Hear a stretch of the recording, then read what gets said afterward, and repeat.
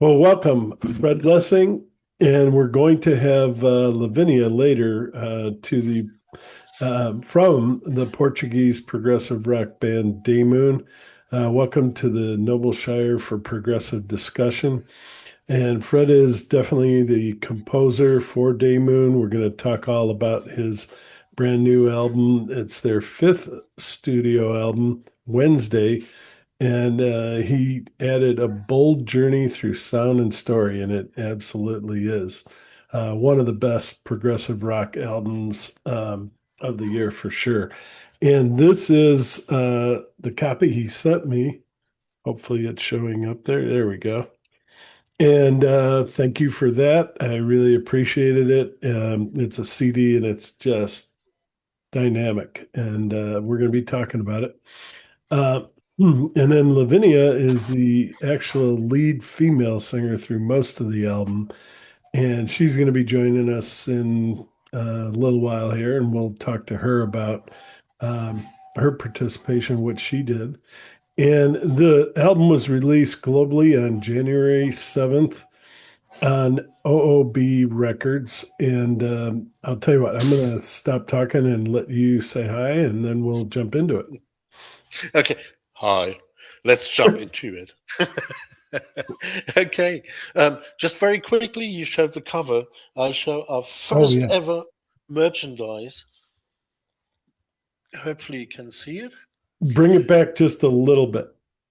All There you go. right. Perfect. Well, There. perfect. Okay, yeah, that's a magnet, a fridge magnet. All right, it's the first ever merchandise we have, and I'll put it on our Bandcamp very soon. And it has an extra thing. If you hold your phone next to it, our web shop will open. Isn't that cool? Very cool. Very cool. And And he's got one for the last album, if you want to put that one, that's right. Yes, I hold that up as well. It's a which was also a very good album. Yes, you like that. I I remember. did. Yeah. Erosion, the political thing. Very political, which is good. He knows that I'm a political science major, so yeah, in college. But great having him. He's fantastic to talk to. This is gonna be a great discussion, and thank you very much for joining us here, Fred. Uh, Tell us Okay. just Yeah. in case there's some new people out there that never watched, any of the interviews or reviews that I did. Tell us about Daymoon. How did you get started, and why did you pick that name, which is a very cool name? Well, it's actually not all that cool. When I was about 7 years old or so, I always thought I'd have a band with me playing the recorder. And I thought, yeah, this is going to be my band, and it's going to be about an evil demon. And then I got old and I thought Demon is a very crappy name for a band. Sounds like heavy metal. And turned it into Daymoon, which sounds based on the original Greek pronunciation of demon, just like Oh, daimon. okay. Uh, doesn't mean much. I'm not very smart, but I saw it somewhere. I thought, okay, Daymoon will do just fine because I love the seeing the moon during the day. I thought it was sort There of a you go. romantic thing, And very you can see artemic. behind him, he's got the telescope, and he's got a skylight there, so he's probably doing that in his spare time, right? That's right.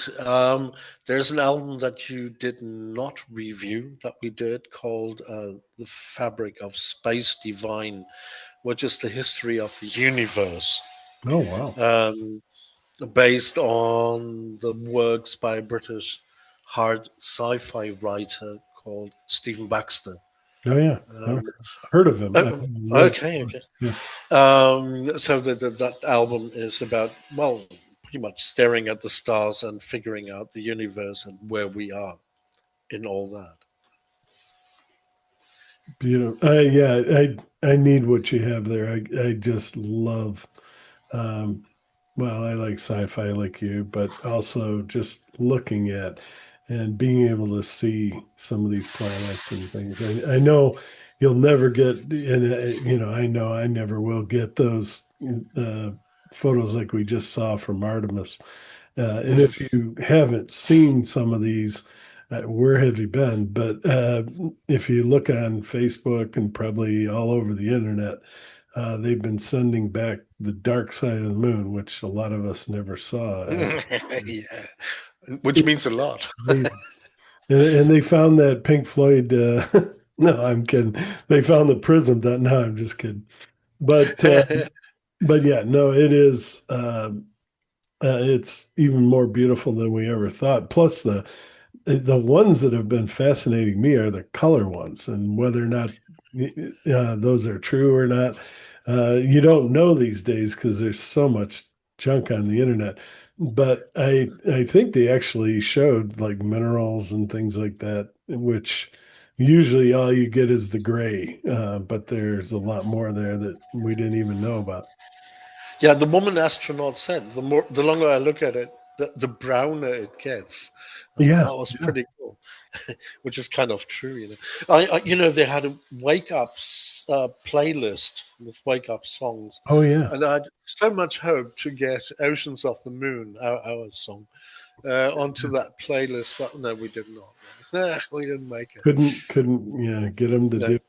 But yeah, no, that no. would we're going to talk about that because the video for that is absolutely brilliant. It's fun. It's absolutely he brings home these famous um, sci-fi writers that we all grew up with and read about and heard about, and he puts it to video, and it's absolutely wonderful. Um, okay, Thank you. Let me go back to my questions here. All right, Okay, and cheers. so go ahead. Did you have anything else about? No Okay, Portuguese white wine. and he puts together, and thank you for that.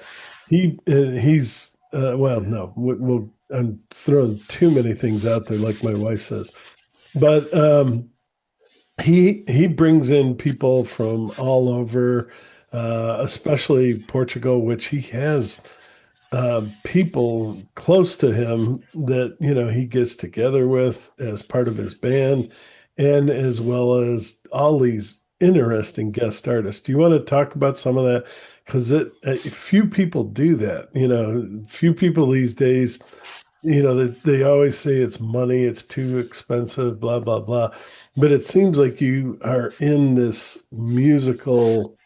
I don't know what the right word is. Musical culture, Web. culture, but Yes. area of Portugal where you have a lot of great musicians, and he just brings them in. And hey, would you be on my album? Sure, why not? But talk. Yeah, yeah, kind of. Let's see. We're six of us, seven, including me, I think. One, two, three. I think we'll get there in a bit. I'm very bad at counting. Okay, we're three of us from Portugal.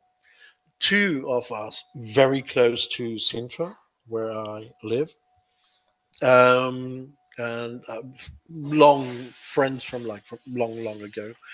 And a fellow from very near Nazaré with the giant waves. He is a music teacher and he organizes an improvised music festival that happens every year. That's really famous. It's 3 days and there's a tiny village just right down by the sea. And hundreds of people turn up to play, actually. It's wonderful. It's really wonderful. If you like that kind of music, which I don't. But anyway, well, that's not that I dislike it, but I can listen to it for about an hour and a half, and then I need a break and etc. Okay. Now, this is one part, and all of them are linked to a festival in northern Portugal, progressive rock festival or art rock festival, which is where I met the guy from Nazaré, Okay. plus a lot of other people and also the other international members in the band. Thomas Olsen on the guitar. He's a music professor from Sweden. He teaches basically sort of like progressive rock and jazz. Imagine Oh, that's a dream job, isn't it? wouldn't that? I was going to say that would be fun Yeah, isn't to it? teach that. He's a terrific guitarist, in the vein of more like jazz guitarist, really, on ECM, that kind of stuff. Then there's Luca Calabrese, the Italian trumpet player, who also plays with a Swedish band. Brings us back to Thomas, the guitarist, who's also in the same band. And then there's Jeff Markham from California, and he's sort of the odd one out. Yeah, And well, he's in the band because he was in my very first configuration of Daymoon. oh wow, Uh, Before we even recorded an album, proper album, he was there as the singer. okay. We met online and stuff, but then we became friends over the years. Um, and then on this album, he did a lot of the writing as well. Not just this album was not just me. This album was co-written with a lot of people in very strange ways. And that's the other thing that he does that you used to see this from a lot of bands that when we were growing up, they'd bring in all these different artists and not just different artists, but different instruments and different, instead of just, synths and guitars and a voice. He's got horns, we're going to talk about it as we go through it, but he's got so much in here that your ears never get bored and you always find something new, and there's layers upon layers upon layers, and that's how it used to be. And that's why I'm so excited about this album. And if you get it and listen to it, I think you'll feel the same way. You're not hearing the same thing that you can hear from hundreds of other progressive rock bands. It's just completely different. And I think he loves that. I love it. And traditional prog and even younger prog members, that's what we want. We want something that doesn't sound like Genesis. I mean, I love Genesis, but I don't want anyone else doing it. You know what I mean? They did a fantastic job. There's some great cover bands out there, and nothing wrong with that either. They're doing a fantastic job. But we want something new, and this guy is giving you something new. Fred is a genius in terms of coming up with new material, and well, we're going to talk more about that. I just want to ask you this: is OOB the record company? Is that yours, or it's a local record company? No, OOB Records, out of the box, or out of box records, is in the Netherlands.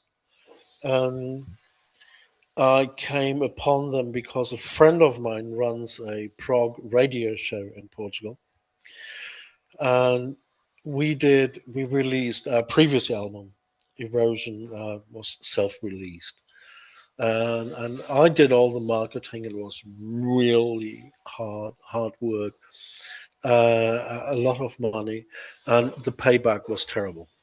Right. It was really a loss, and I know it was a very good album. The reviews were really good across the board, and I think it was relevant Yeah. for something at that time. Written in 2016, released in 21, um, and I was really frustrated, but I must make music, so I couldn't stop. Yeah. Right? I thought, no, I want to do more stuff. I need to make music, and so I started working on Wednesday. Um, and I thought, what are we going to do with this? Are we just going to like self-release again, and maybe just digital? Like no money involved. This friend of mine, he said, no, no, no, no. I know someone who has a label. Just write to them. I thought, okay, all right.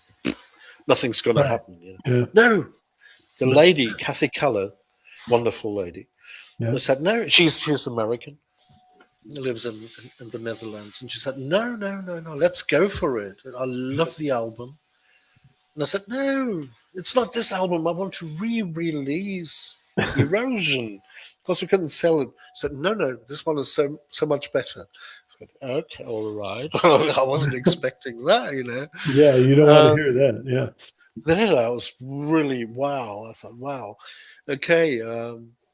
So this is how we ended up on a label again. No, good. Well, but it sounds like it's a better. And is she going to go ahead and she won't do re-release Erosion, or is that down the Uh, road? well, she said, well, it depends on how Wednesday does. And Oh, okay. of course, we know nothing does these days, does it? To, It's to be very honest, nothing does. You can be Peter Gabriel. I follow Peter Gabriel on Instagram, and he's releasing all this stuff about his next album, and I'm very sure it's not selling well. yeah. Very sure. Well, and So I've listened to it, and I don't know how to say it because I mean, everything he makes, I love, but this I don't. And no, yeah, yeah, you're right. The just last album was very boring. thank you. I'm Yeah, glad you that's what said I it. thought. I'm going to agree with you because I'm so used to him being innovative, and Yeah, yes, there are innovative lyrics and everything, but the music just doesn't get me excited. Yeah, the yeah, lyrics on the last album were very good. Some of the yeah, yeah. things that he sang were beautiful, but yeah, the music I never got it. No, It no, is you're it's a absolutely shame. right. He has all the right musicians. Brazilian Manu Katché. Yeah, He has the David Rhodes and fantastic people. You know, and sort of Tony Levin, who I was happy to meet yeah, in person several times. Fantastic people, but it wasn't very interesting. So I don't know what the next one is going to be, and he's and sort of like I've listened. publicizing it, but I've listened to a few of the songs, and they're better. They definitely are better than the last one. hopefully, hopefully, Still, still not like '90s, and definitely not like '70s. no. Peter Gabriel, but yeah, or '80s, I should say '80s, '90s. I But think Lavinia is there already, isn't she? she is. If you want to join us, or Yeah, let her join. Let her join. I'll be happy. probably got us tuned out. Oh no, here she Hi comes. everyone. Didn't want to interrupt. Ah, Hi, how you ah, doing? yes, Lavinia. Hi. Lavinia Wonderful. Rosiero? Did I say that? Rosalo. Yeah, hard Rosiero? name. Okay, well, welcome. She's the lead female singer. Fred is the lead male singer, and but I think she sings more than you do, probably on this album, or from Yeah, what yeah, I'd say yeah. She does. the I first normally side, the write my first side. songs for her, Yeah, thinking about her. Only a very few things have to be done by me. Like there's a song called "Real Deal." yeah, That's my story that's happened to me, so I had to sing it. And the very long suite, a yeah. very sad suite called Verschickungskind. Uh, sounds awful. Um, We're had to gonna be me because it happened to me. Couldn't be anyone else. That doesn't make sense. Uh, as you can see, the sun is shining in Yes. Portugal. beautiful. It is here too. I've got it tuned down because it's blinding me, but yeah, it's rare that we have this wonderful weather, but it's yeah. Good Yeah, to see you, and good to Thank see you so you much for out. having me. She's out and about and enjoying that Sintra weather. Exactly. The beautiful weather. Yeah, yes. he said it was like 86 86 degree Fahrenheit, Fahrenheit. okay, about Fahrenheit. 30, very close to 30. And 86 degrees Fahrenheit. That's not usual, okay? It's not normal. and is it humid there or dry? Depends on where Humid, you are. definitely. Yeah, for Lavinia, everything is humid. I was born in Germany, so it's totally dry for me. You know? So it Oh, okay. depends on how you look at things. Yes, but Sintra is famous for being humid. Humid. Okay.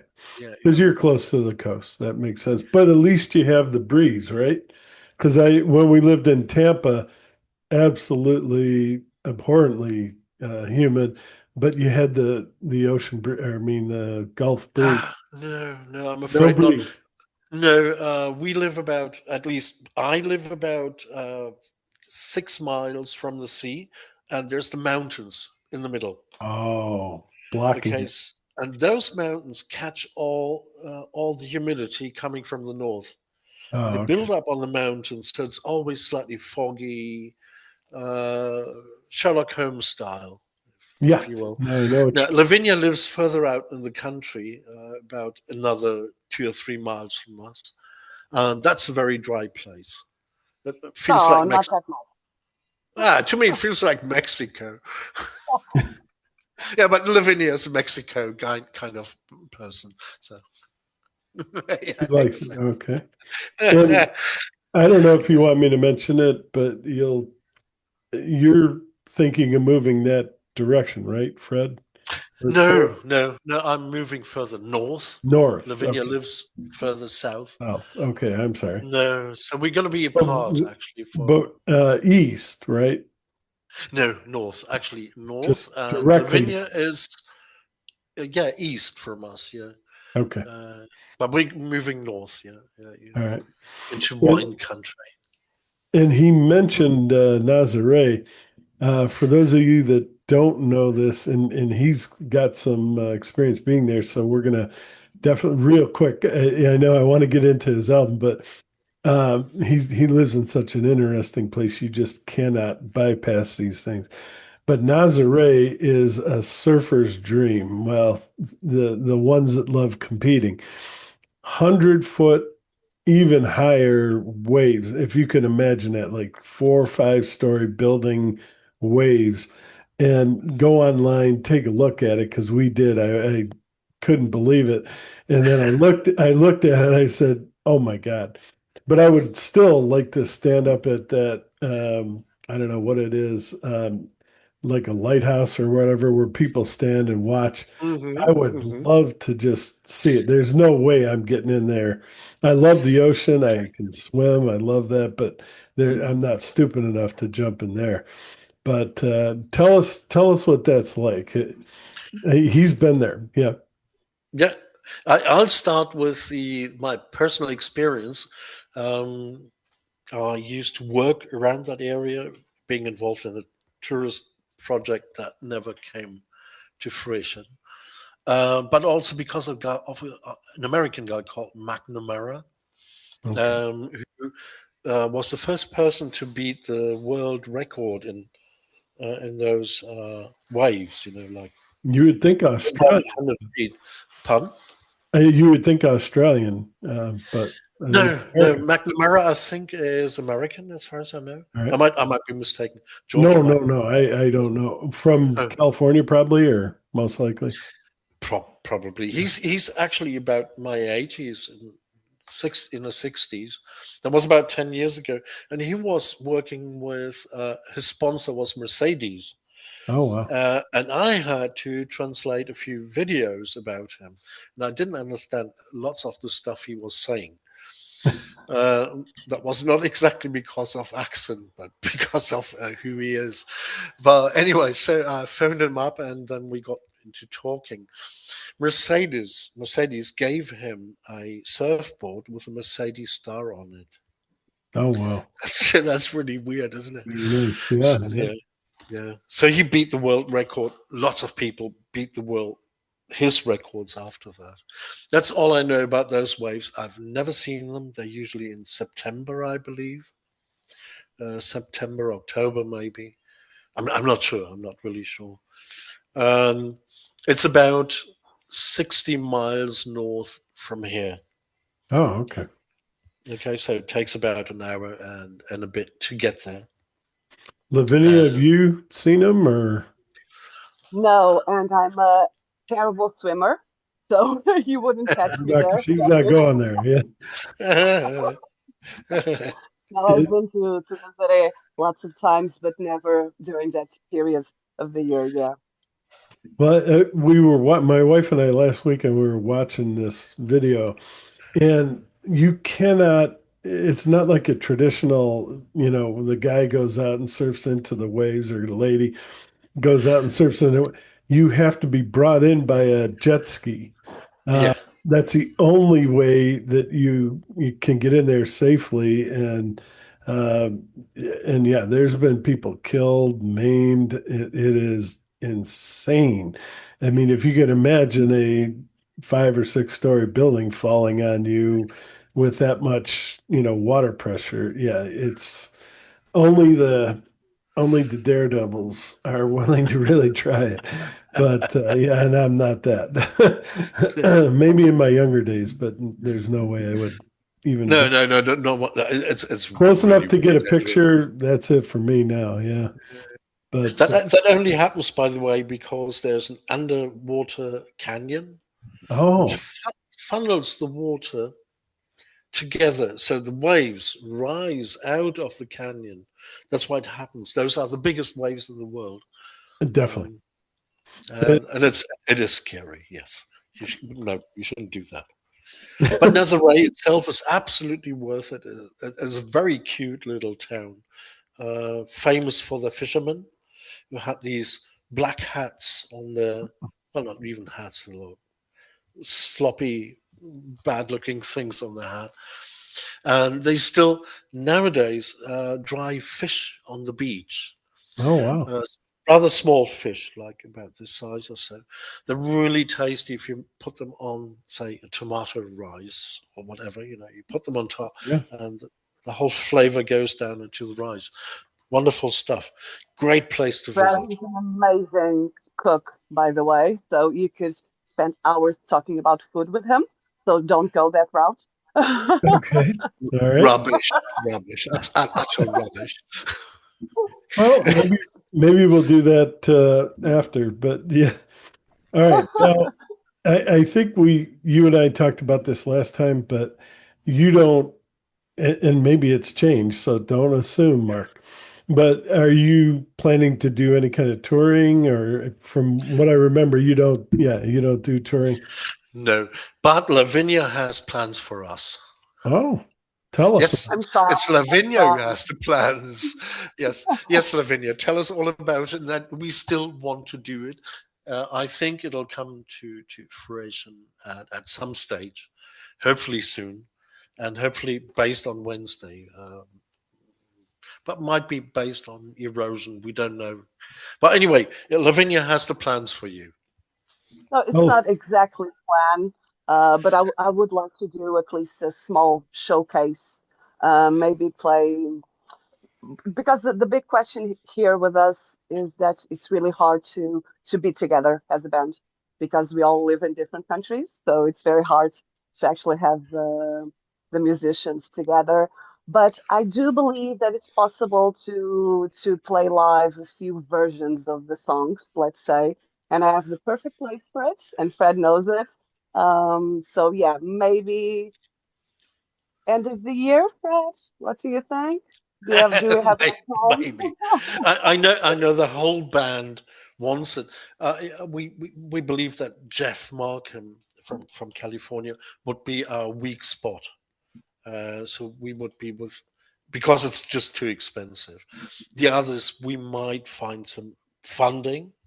And of course, Lavinia works in this wonderful place called Custom Circus, where she oh, does like, makes yes, it well, good. yeah, Custom Circus is wild stuff. You sit in this huge kind of warehouse, and they do this rock show with fireworks.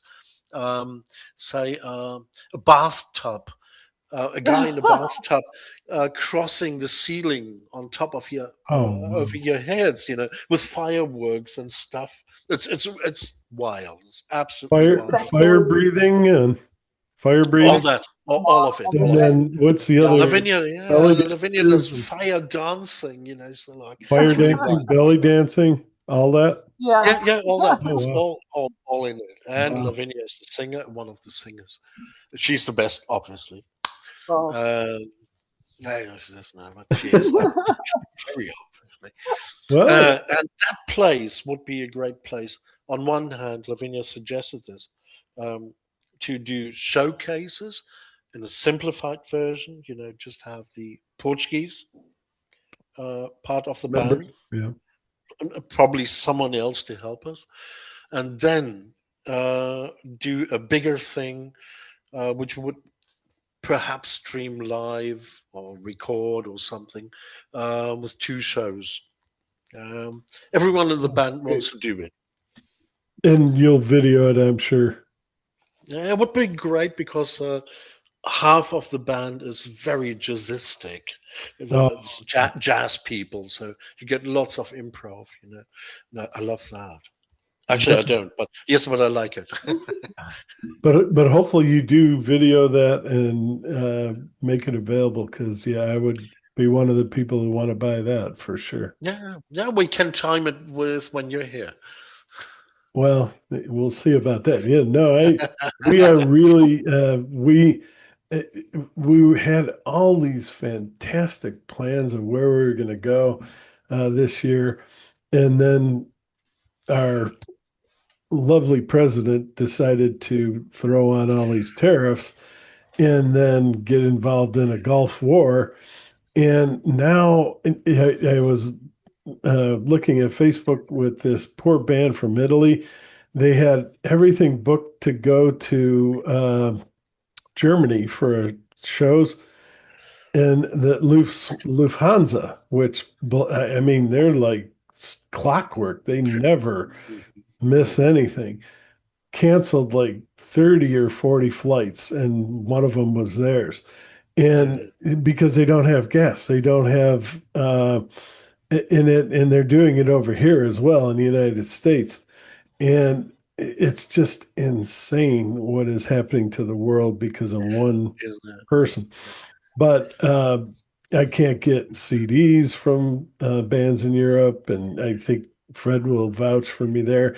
He had to go around the horn to try to get this CD, which I don't know if I did this yet, but we're going to do it again if we did. There you This go. is the CD, and he was nice enough to go through another person that had to get it to the United States. It's just insane what Yeah. is. Yeah, Lavinia doesn't actually know this because who sent the CD to Mark was our label sent it Okay. to Jeff, the pianist, right? Yeah. The keyboard player, and Jeff sent it um to Mark. We had to do that. By the way, I'll repeat it again. Go I love ahead. it No, go ahead. once again because Lavinia hasn't seen them yet. I don't know if you can see it Ooh, Bring it back a little bit. The light is like that, like that. yeah, I Or if can I do see this, hang it. on, like really there close. you Oh, go. perfect. Perfect. Oh, It's a so that, magnet. It's a magnet for oh, your fridge, and it has NFC inside it. Meaning, if you hold your mobile phone next to it, it'll open the Daymoon web shop. so cool. I love it. It's so cool. Yes, All right. that's our merchandise. And he's living in one of the UNESCO World Heritage sites there in Sintra, but he's talking. Do you want to talk a little bit about where you're going, or a little bit about Sintra, and then we're going to jump into the album? Okay, How Lavinia do can you? tell us about Sintra because she Yeah, let she her. Yeah. What are your feelings about Sintra? How long have you been there? Well, living in Sintra, maybe 7 years now, or near Sintra, to be more precise.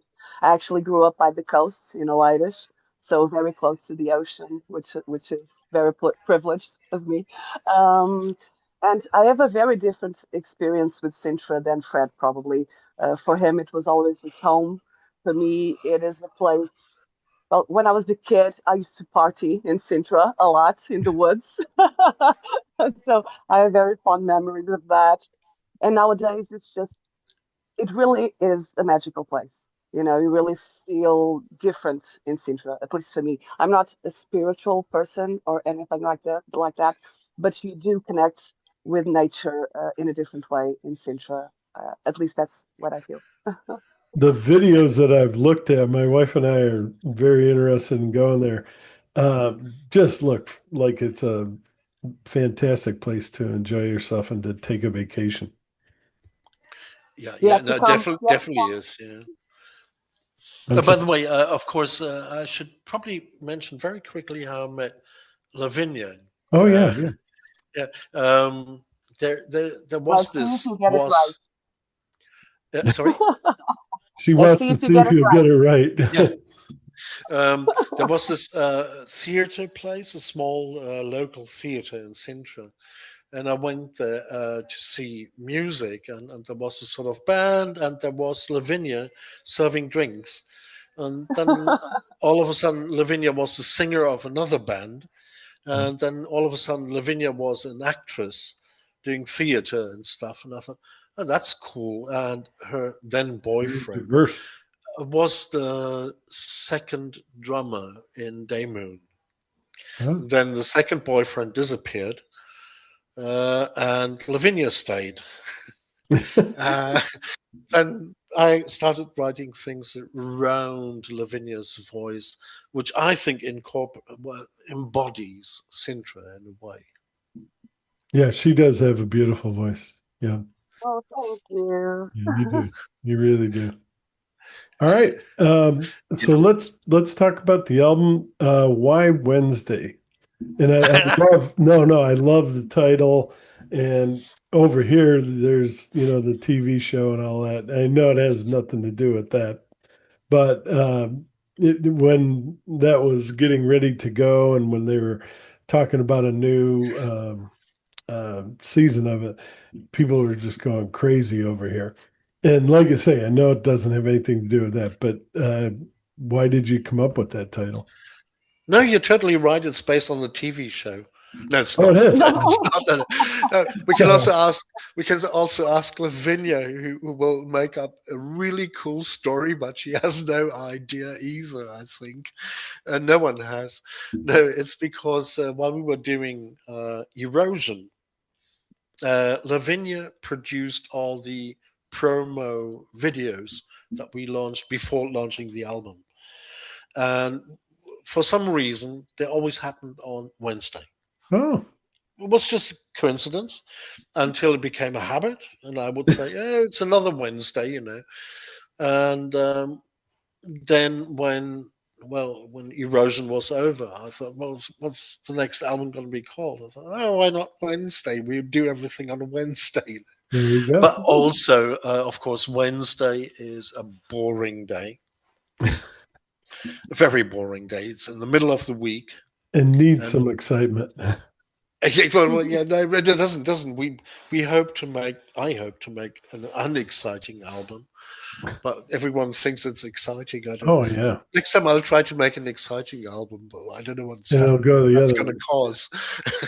Anyway, so the second song on the album is called Midweek Crisis, not Midlife Yeah. Crisis. Midweek is Wednesday. All Yeah. right. So Wednesday is when we get our midweek crisis every week. Yep. Terrible. We go through those. Yeah. Yeah, it's something where it's horrible. You reach Wednesday and you think, oh no, how am I going to survive the rest of the week? Well, there's that. That's it. And did I get enough done? And Yeah. Oh, terrible, terrible. So that's why it's Wednesday. doesn't seem to be enough time. There never seems to be enough time. No, the album was initially supposed to be called Wednesday, and then we had a sort of vote inside the band, and we got to a totally different name, which was the poet who vanished on Wednesday. Then the label said that's far too long. No one's gonna ever gonna figure that out. And then back we went to Wednesday. All right. Yeah, I can show you something because Yeah. someone asked me to write something on a CD. I don't know if you can see it. Where I can't see if I'm poets showing you right. vanish. That's it. Yeah, Yeah. Wednesday. That's All it. right. All right. Okay. All right, let's talk about the first song, Discordia, and it is a beauty. He gets things off really early with he throws in. I mentioned he's a little bit of Brian May sound to it. It's just like I say. I said earlier. He just he starts with like a pipe organ type sound. I know it's not a pipe organ, but it sounds like one, and that's all I care about. I love that sound, and I was just listening to Yes is Awaken the other day, and I was like, why doesn't anyone do this anymore? And I know it's expensive. It takes time. You got to schedule that. You have to go to a church because that's Yes, probably the that's what we only did. the It's only what we did. places that have them anymore. And but absolutely, go ahead. You talk Yeah, about it. I yeah. read No, we actually no. Yeah, I went to a cathedral and oh, asked. No, I did not. Of course not. But I let's thought you hear told me you Lavinia did. what. Yeah. Well, let's hear Lavinia what she thinks about the church organ, the pipe Uh, organ. you had to put me on the spot, right? It's all about a little Catholic girl trauma. Okay, so I don't enjoy church organs, but it definitely works for the song and for what it was intended when it was written, right, Fred? Because It it was is. It is. supposed to be Yeah. him. Yeah. This song was not written for this album. It was written for a Oh, contest. The contest okay. was for the first ever space nation. Oh, wow. Yeah, called oh gosh, no, not Artemis, no, but You're something not along talking those. about the one that's over here in the US where these people have been barricaded in this Oh no, no, no, you no, know about no. that though. Yeah, I know. Yes, They're no, no, no, no, living, no, no. It's not. as far as I know, they haven't stopped the experiment, but they close the doors and they're not allowed to go outside. And they're trying to see what it would be like if they're in Mars or somewhere where you can't just Yeah, fly back.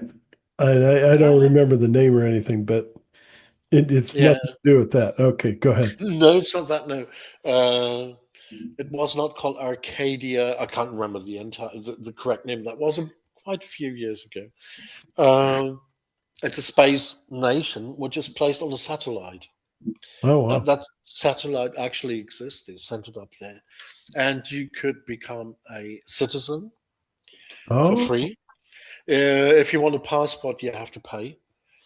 And well, I thought that's a very cool idea. I thought. Then over the years, I found out that the guy who runs this is a Russian guy, who in the meantime became the king. I oh, thought Mhm. that's all very stupid.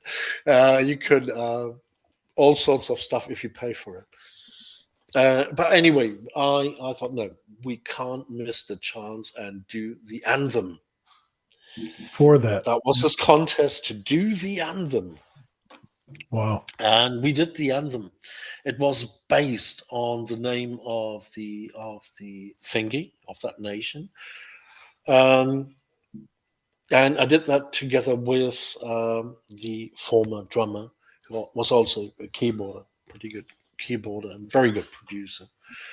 Um, And I brought in all those Brian May guitars with my Brian May Digitech pedal.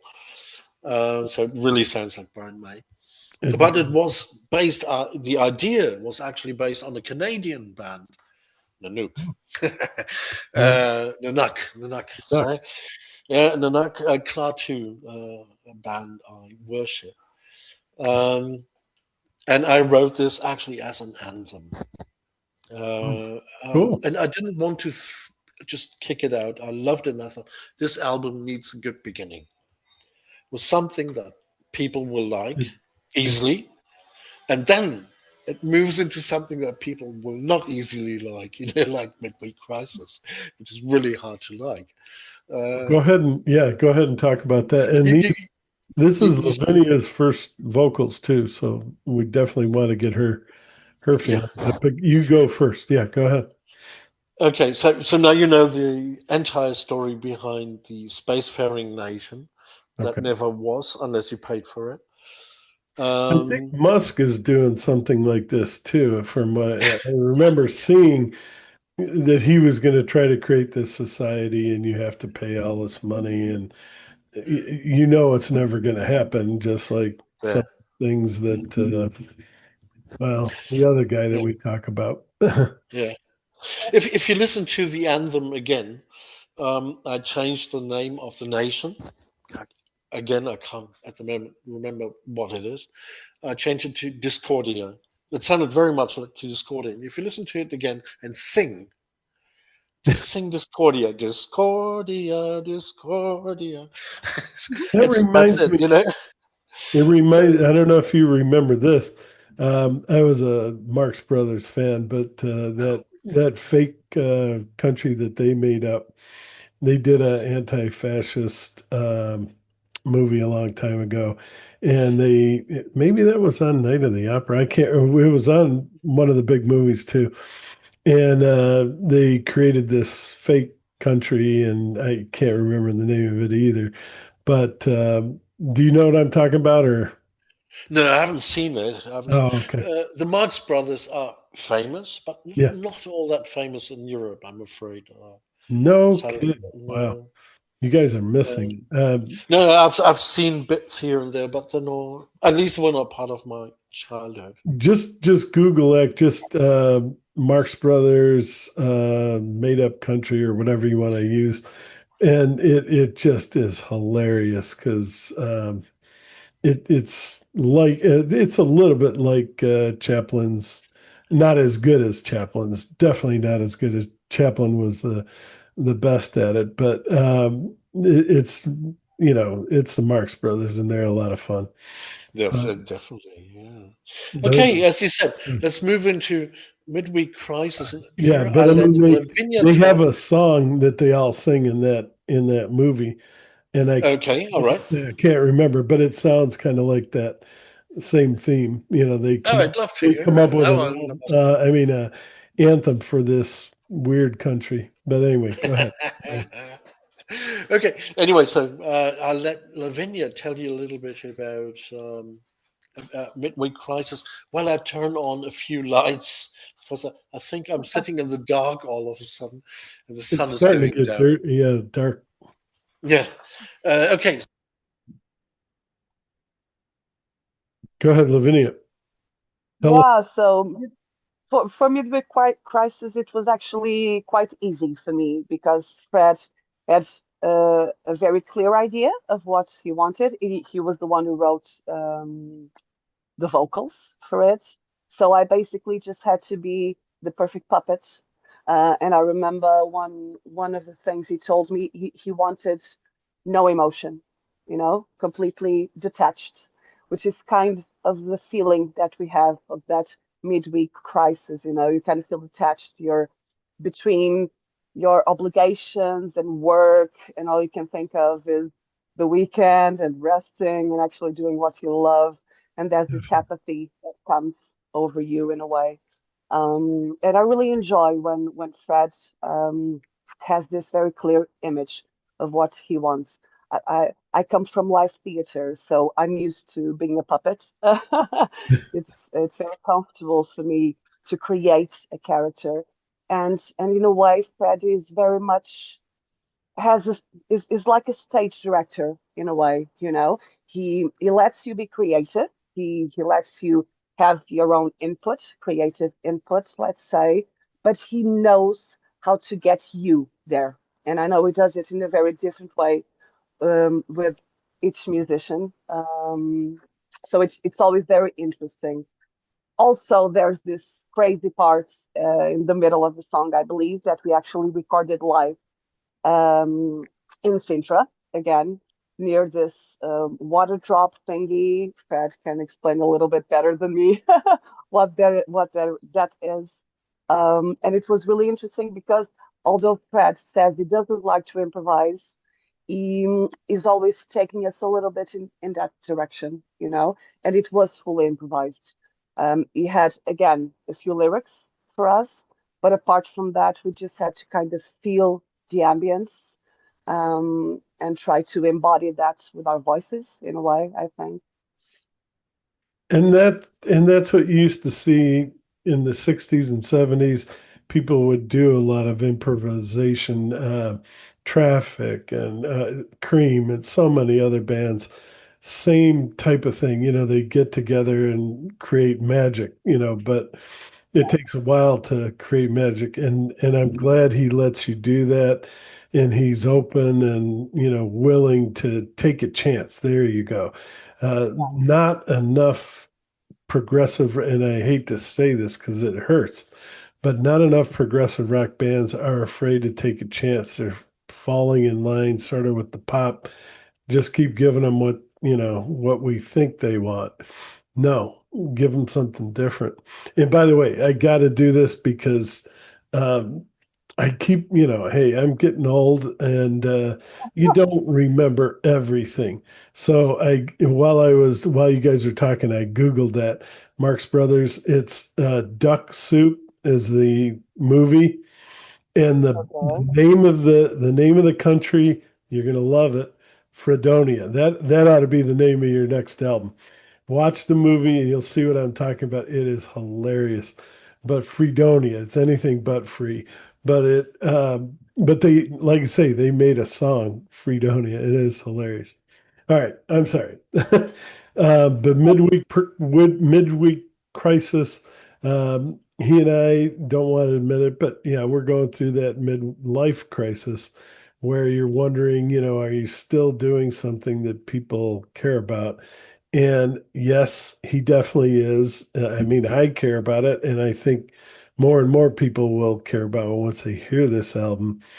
And how about you, Lavinia?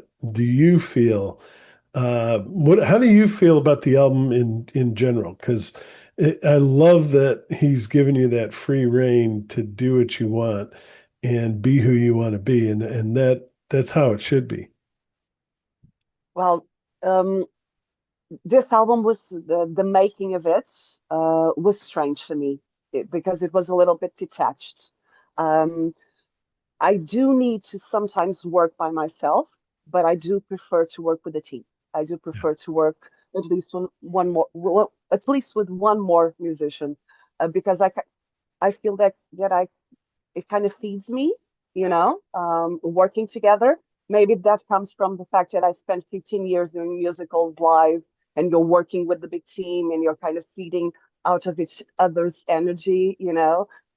And this album was a little bit different. I spent more time alone, which I wasn't used to. I am very insecure when it comes to writing. I'm very insecure about my singing. So it's much easier when I have someone by my side that's kind of guiding me, especially because I don't want to make it my own. Um, it has a little bit of me, obviously. It has a little bit of my identity and what I enjoy doing in music. But it's mostly about Fred's vision. And I think sometimes you have to let your ego aside and actually do what's best for the art at that moment. Um, so in comparison to Erosion, which was much closer, I was much closer to the musicians. I had a bigger input when it came to writing. I remember there was this one song in Erosion that I completely hated, solo guitar. I hated it. And I just wanted to Fred to try something else, just try something else. And he told me, no, Lavinia, we're going to scrap this part of the song and you're going to find a solution. And I didn't find the solution alone, obviously, but it's one of my favorite parts of the entire album. And he was so kind to actually let me be part of that. For this album, I think it was a more personal experience for Fred. He was trying to tell a very personal story Right. about trauma.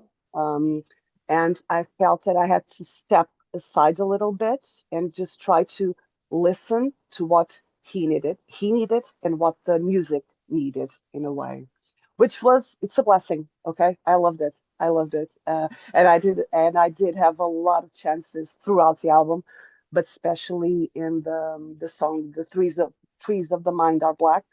That's probably my biggest input in the album. But I feel very privileged, and I loved playing all the roles that Fred needed me to play for Wednesday. Definitely. And one of the things we just dove into the album, but we should have got the explanation up front, which you finally led my mind back to it. But Fred designed this to be really almost like two albums. There's side one, which is a bunch of wonderful singles and things that may be somewhat interconnected, but are more loose and more. And then there's a second side, which is absolutely one, you know, story in itself. Do you want to describe that a little bit better than I did? I'm sure you can, Fred. And why did you do that? And thank you for doing it because it really is fantastic. But go ahead. We lost you. Well, We lost your voice, we your can't hear sound. you. Can hear you. Yeah, can't hear you. Can't hear. He's like, what is he doing? Yeah. No sound from your part, Fred. Yeah, you, Fred. No sound. No sound. He's on mute. Okay. Yeah. Oh, sorry. All bad. No, that's Yeah, okay. Well, that was my belly button that sort of killed the sound, I think. Yeah, sorry about that. Okay, yeah, you're absolutely right. The album, first of all, started off with the suite, with the long suite, with the German name, because I had to tell that story. That's where I started, um, musically, and that took a year and a half to put together, and everyone in that suite, or the other way around, no one in that suite was given much liberty. Um, the liberty I gave is I always said this is the emotion that I need here. This was for everyone. Luca, for Thomas, they knew exactly what I wanted from them, and that's half the album. Okay. Now, if it were in the olden days an LP, not in the olden days, nowadays LPs are in, but they're out because it's so expensive. Yeah. So I couldn't make an LP. If it were, it would be like Queen 2, Okay. which was white side and black side. Yeah. I wish it were like that. Of course, you can't have it all. Um, the white side were, as you said, yes, a bunch of songs that the only thing that they have in common is there are no drums. That's right. And the very vague idea of Wednesday, but that's almost an insider joke. Okay. You, Yep. I'm asking the listener to look for the secret connection. Where's Wednesday? Yeah. um, Yep. but other than that, these are personal songs on all sorts of different levels. Um, and I try here. I gave the musicians a lot of freedom in some places. At least Lavinia had the trees of the mind are black, and I said, well, do what you want with this. This was fun. She had another song on erosion as well, where I said, do what you want, and she locked herself away in the studio for weeks on end, nights on end, and did whatever she did. I had no intention of having witches, and the trees of the mind are black. And Lavinia did all these witchy things. It was fantastic. I could. The moon was in fact rising behind the trees all of a sudden. Fantastic. Lavinia did a great job on the trees, which is frankly her song. Um, yeah, the rest was very very focused. But take a thing like Midweek Crisis or the trees in a way. All of these started off with written score that I gave to certain musicians. Very small stuff. I said, play this in a loop, say on a bass clarinet, or play this on whatever, or on the piano, or whatever. But that was only very small parts. And while composing and bringing it together, I sent it back to the musicians and said, "Now do what you want." Uh, for some reason, it still sounds like Daymoon. Don't ask me how. No, it does. It's very strange. I wasn't expecting this. I said, "This is an album where, I provided a framework. That's it. Usually a framework, and even that normally disappears somewhere along the way. And oddly enough, 7 musicians made something that sounds like Daymoon. Don't ask me how this happened. Fantastic. I'm really happy with this. I think that This, happens because we know you very well. yeah, I think so. Because Yeah. basically, Daymoon is you. It's Brett. We do our best and we give all that we have, but we are doing it for Fred. We are doing it for this entity that is Daymoon, and I think that happens because we know you very well in very different ways. In very different ways, obviously. Fred was one of the best people I have in my life, and I know him in a very personal way. With the other musicians, that's certainly Utter different. rubbish. But Don't we know listen to what her. he likes. But we very much know what he likes and especially what he doesn't like. And I think that's the reason why it sounds like Daymoon. It always sounds like Daymoon, which is a very interesting question. What does Daymoon sound like? Because I Well, have no idea. well, I That have is to say very no. interesting because, yeah, it does change, and that's good. you Yeah. look at the trumpet player Luca, right? He always sounds like Luca. He doesn't sound like anyone else. Take any other album that he plays on. For example, Richard Barbieri, who was from, what was it, Uh, Japan, and Porcupine Tree? No, not Porcupine Porcupine Tree. Tree. I was Japan. thinking Pineapple Thief, but I think No, yeah, Richard Barbieri was originally from Japan. I know that, and then I think he moved into a Porcupine Tree. He plays with him. He also plays with Isildur's Bane, who are a big example for me. I love them. And yet he there sounds like they do. And he doesn't change a thing. He plays exactly the same kind of thing. Take Paulus Chagas knows very well what I like. I said, play something. He will play the oboe because he knows I love the oboe. oboe. Yeah, you mentioned. It's a thing, and I love the oboe. I like it too. Yeah, Yeah, yeah. he will play the oboe unless I say no. Pick out the weirdest stuff you have down in your drawers, and he will pick out some really weird Japanese whatever instrument. He plays like 100 instruments, I say. Um, Must be nice. yeah. So I think Damon, yes, is on one hand what I imagine, but it's what I write is very often based on what I know that they sound like. Yeah. Because we've done like I think 3 albums pretty much together, and at least 2 long ones and difficult ones, Erosion and this one. So I know exactly what they sound like. Yeah. So it's a retribution thing. I know what they sound like, so I write, and they play back what I expect them to write because I wrote it for them. Excellent. Can't get any better than that. Now, real deal.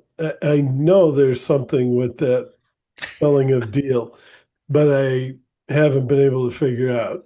Um, you want to tell that? Okay, well, first of all, I know Lavinia told me it's her favorite song on the album. Uh, Yeah. Someone And I'm else not told me on that. it. What is? Yeah. Okay. First of all, yeah. Okay. The story behind is Deal Lutz Deal, German name, was a photographer, and he went. We always met at this festival in Prague Festival in northern Portugal. He was always there in front at the stage, taking the best photographs. Um, the best photographs of me with my band when we still played live were done by him as well. And then, well, he was a cook. He had a restaurant, and then he died. And that hit me very hard, very hard. And one day I drove up to a really shitty place called Buddha Garden. It's the tackiest thing you can imagine. It's full of fake Buddhas and things, really big. And I got blotto because we always got blotto, and I cried thinking of him, and I got very drunk. And I fucked up the car once again, by the way, leaving the parking lot. Anyway, so sorry, swear word. Anyway, No, that's not- the I wrote the lyrics there, and pretty much the whole idea when I was very drunk. I think you can tell when you listen to the song. yeah. And Lutz was a big fan of a Boston band called Bentley. Oh, okay. Yeah, so am I. Fantastic song. I know the leads. I know the whole band. They stayed with us in our house. I'm speaking Wow. Canadian again here. He's doing um, it. it's a Canuck thing. Yes. Anyway, so they stayed with us, and then I stayed friends with them, especially with Courtney Swain and her husband Vince, who um, mastered this album and produced two of the songs and mixed two of the songs. Mhm. So I thought we need Courtney in here, Courtney Swain, and she said, "Well, I don't do that kind of thing. I don't do collabs, um, collaborations." Yeah. Yeah. But yes, because this is about you. This is about this guy, and it's about that festival where she played twice, or three times altogether. And then she said yes. Yes, and Lavinia met her, and she's a Yeah. wonderful human being, really inspirational, I think, And the most amazing singer. and mostly a very really amazing singer indeed. Yes. Uh, anyway, so let's that song Deal. He is called Deal. I called him the real deal. Yep. Because he was very, very real. And he taught me lots of cooking techniques, kitchen techniques. Wonderful person. All right. Rain waterfall opens. Poet who vanished on Wednesday. At least that's what it sounded like. What was it? Yeah, well, this one I'll have to talk about because Lavinia was not involved in this one. This whole song was written by the Nazare guy. He's not really from Nazare, a place called Didn't she Paniche. narrate this, or Pardon? did Lavinia narrate No, it? No. no, No, that's no. that's I that's an read that artificial wrong. intelligent voice, Okay. intelligence voice. No, I fed this into Oh, that's some right. internet thing. To make the voice. Yeah. Okay. No. It actually says AI lady, I think, on the cover. No, gosh, no, that's a very British pronunciation there, and a bit too fast. No, the music is by Paulo, and the lyrics too are a poem written by Paulo. He publishes poetry books and books with short stories and stuff. And he did that together with Okay. Jeff Markham from California. They did the whole song, Wow. and I just contributed with hardly anything. A little, yeah, really very little. I think some acoustic guitar. Thomas Olsen played all the electric guitars on that, and Luca did whatever And Luca speaking does. of multi-instrumentalists, I think you are as well. Yeah, well, not very accomplished, but yes, Lavinia knows I have like 20,000 instruments, none of which I play well, but I use them all just to befuddle the poor listeners. But yeah, if you watch his YouTubes, he'll show you how some of his techniques and things. It's very interesting. Definitely. So that was the that song was by the way really tricky because Paulo said what I want from the guitarist Thomas is he called it acid jazz, and no one knew what he meant. He says, "Well, I wanted to go acid jazz." Thomas said, and he's a jazz specialist. He said, "I'm not sure how acid jazz works. I'm going to do something completely different." Yeah. And I got the final result and said, "Okay, well, I'm going to wreck the whole song in the end and just fill it with noise." Yeah. That's what it does. The whole thing drowns in noise because the poor poet vanishes. Yep. It's But Wednesday. the flute solos are great too. Yeah. Paulo. That's Paulo again. Oh, Yeah. all right. Yeah. I didn't do much on this album. Just laid back and told everyone what to do. But then he creates one of the best, for me, the best song on the album, Oceans of the Moon. And again, you absolutely need to watch the video. He's got H.G. Wells, Jules Verne, all those things that help sort of create sci-fi way back in the early Victorian era and even before that. Um, he's got Earthrise, which we actually finally saw that again from Artemis, but he's got his own little Earthrise, and he's got people sitting by an ocean, which there is no ocean up there, but that's what people used to think. And they're sitting there in their caps and their Victorian wear, and they're watching dinosaurs walk by, and it's just it brings out the craziness when you don't know something about something. You'll create all these different ideas, and people believed a lot of those things back then. And obviously, we've seen all those, and there's things that we've looked at, in our current state, which we're thinking there's that huge Earth out there that we think is this beautiful replacement for what we have that we can't even get to. It's like thousands and maybe millions of light years away. But we're looking at it like this is probably Earth, some guy sitting on the beach looking at me, or, that kind of thing. And it's not, I mean, we may get there and there may be dinosaurs, we don't know. But I mean, same kind of thing. Back during these times, they did those things, and he just brings it to life in one of the best videos I've seen in a while. And how did you put that together? And then obviously, I think I know where you got the inspiration from, but I'll let you tell us. Okay. Well, I wrote this one when I was 14. Oh my goodness! Wow. Yeah. Yes, I did. Yeah. My mother gave me a 12-string guitar and I messed around with it and I just listened to Renaissance. Uh, And band. Yeah. I was really like Carpets of the Sun, like, oh, how very nice. A D with, with this and that. Um, and played around and then became a thing of its own. And I was reading lots of Jules Verne, lots at that time. Yeah. That was my main thing, and the idea of that reality doesn't matter. There you It's go. if once again the idea of Daymoon, the whole idea was probably born around that time as well, with that entire intention of mm, reality doesn't matter.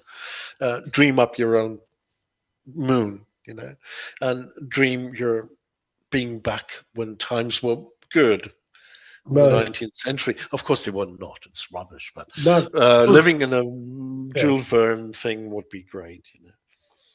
The video was really tough to put together. Lavinia, I think, assisted. Saw the whole thing happening. Took me months because it's done in AI, obviously, but AI only does 10 seconds at a time. Yeah. and whenever you tell it, like, use the last 10 seconds to create something, it'll create something completely different. It's Yeah. rubbish.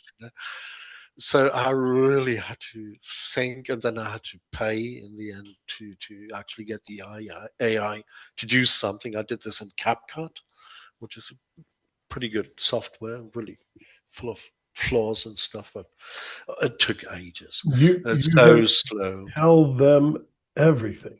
Yeah, I've tried to create these things that back me, and you have to be so specific, Yes. or Yes. they just go on their own. They put hats on me. They put all, it's like, I didn't Yes. say anything about a hat. Where did that come from? So yeah, Yeah, you should see. yeah, There's one scene where the hero, who's supposed to be Lavinia, of course, the Victorian lady, yeah. she walks towards a dinosaur behind her. And for some reason, the AI makes the dinosaur tiny. When she gets there, it's a tiny No, dinosaur. I laughed my head off. I left that one in. no, Um, and the whole idea is around there are three characters: an old man, that's me, obviously. There's a younger man who's Tiago, Lavinia's partner, and he sings a lot on the album as well. You get these sort of operatic male voices. That's not me. I can't do that. He does that. He's a choir boy. And there's Lavinia. So there's the three of us all throughout the video in different guises, yeah, but I think it's the first complete song that I ever wrote, and I've recorded it many, many times throughout my life. And I thought, well, yeah, we need it on an album. Um, and I'm glad you did. I'm glad you shared it. yeah, and without drums, for the first time, it sounded good. It didn't sound like Renaissance at all. No, Uh, no, yeah, Renaissance is different. Yeah, yeah. Now, if you ask Lavinia if she likes the song, go ahead. I have mixed feelings about the song because I did love to sing it. But I there's parts of the song that I'm not totally in love with. But it is what it is. what Mark, parts just don't you? guess what? Yeah, well, guess what part? It's so easy. The The dinosaur. church choir, obviously, the church choir, the The hymn, church organ, or the church whatever. organ, yeah, Organ, church yeah. organ. Yeah, The church there's a organ, not the pipe choir. organ. Yeah, she Yeah. hates that. That Why was don't you obvious. like them? I'm just wondering. I don't know. It's just something about the way it sounds that just annoys me. I don't know. It's just a pet peeve, I guess, those silly things that you just have No, sometimes. you can't. Some people hate bagpipes. I mean, I like bagpipes, but Yeah, some yeah, yeah. people that just they hear a bagpipe and they run. It's yeah. Or like I can't think of the other thing. But yeah, there's certain things that people just don't like, and yeah, whatever. Teach his own. Yeah.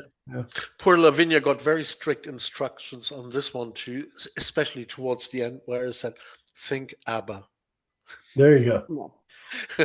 Think ABBA. It doesn't sound like ABBA in the end, but she No, yeah, knew exactly what I meant by that. yeah, And the choirs towards the end, the female choirs, to me sound exactly like ABBA they because she do. did it. As always, she nails it every time.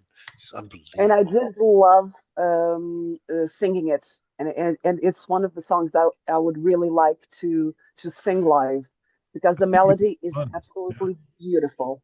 So I have nothing against the song. Okay, buy the Okay, album. The song's it's so tacky. great. It's really it's the tackiest song on the album. But I knew everyone would love that. It's But the kind of stuff you write when you're 14. it's fun. That's all. I mean, it's just yeah. All right. The trees of the mind are black. This is her Yeah, song. that's Lavinia. Yeah. I kick it off very quickly. I gave Paulo, the guy from Nazaré, a short score. The melody is like da, da, da, da, da, da, da, da, da, da, Yeah. which is a very odd meter. And I said, play this in a loop on a bass clarinet. That's it. That's all I did in this Came song, up with pretty it from much. there. Wow. Yeah. Then I told Thomas, the guitarist, I said, you will get like you have chords that you have to play. I won't tell you how long, but they will change here, and you can vary in any odd way. And Jeff, I told, play on top of this whatever you want. And then I told Luca, the trumpet player, improvise after listening to this melody, which is not the song.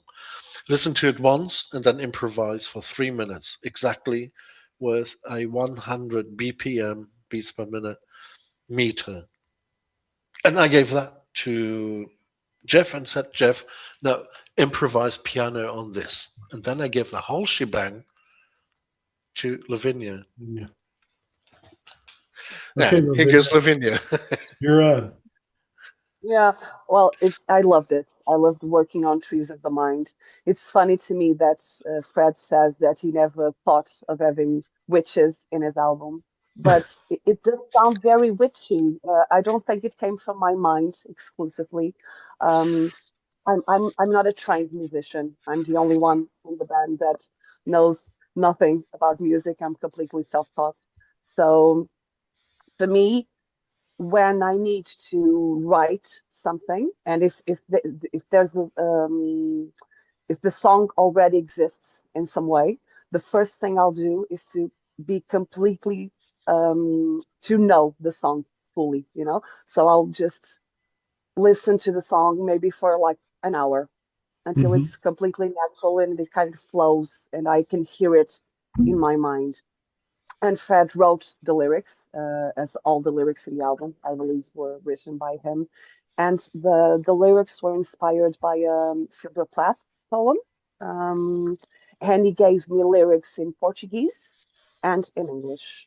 Um, and it's funny, I did a lot of musicals in Portuguese, but when it comes to bands, I always sang in English, basically. So I am not comfortable writing in my own language. I know it's strange, but it's the truth.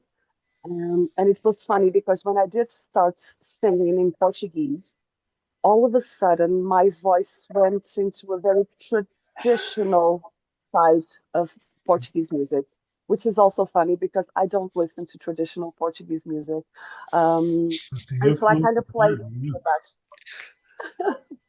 So I kind of played with that. And there's this part of the song, and Fred can help me with this. There's this part no, towards the end, that has this really odd rhythm. I still don't know the rhythm. Okay. And, It's a and 19 I over 8, if you want to know. whatever that means, you know. No, it means nothing because no one followed it. So that really tingled my creativity because I understood what was happening, but it was really hard to perform on that rhythm. And I loved it. I absolutely loved writing the melody for the song. Um, and it's funny because it's also a character. It's not me. It's not. I do have a witchy side, let's say. Fred likes to make fun of me She's because I'm total kind of a witch. goth. Trust You know, me. I was born in the 80s, so I have a little bit of goth inside of me, and I grew up listening to goth. Um, so Rhiannon I Witch, brought that, right? Rhiannon Witch. yeah, Yeah. you Okay. know what? Yeah. Yeah. Um, so I kind of created my own character to kind of keep the mood of the album. Again, it's not a personal project. And obviously, if the lyrics were inspired in Silver Plath, I think the character itself has a little bit of Sylvia Plath on it, and it was really fun. And I was terrified when I gave my work to Fred because I thought he's going to think this is way too crazy and he's going to hate it.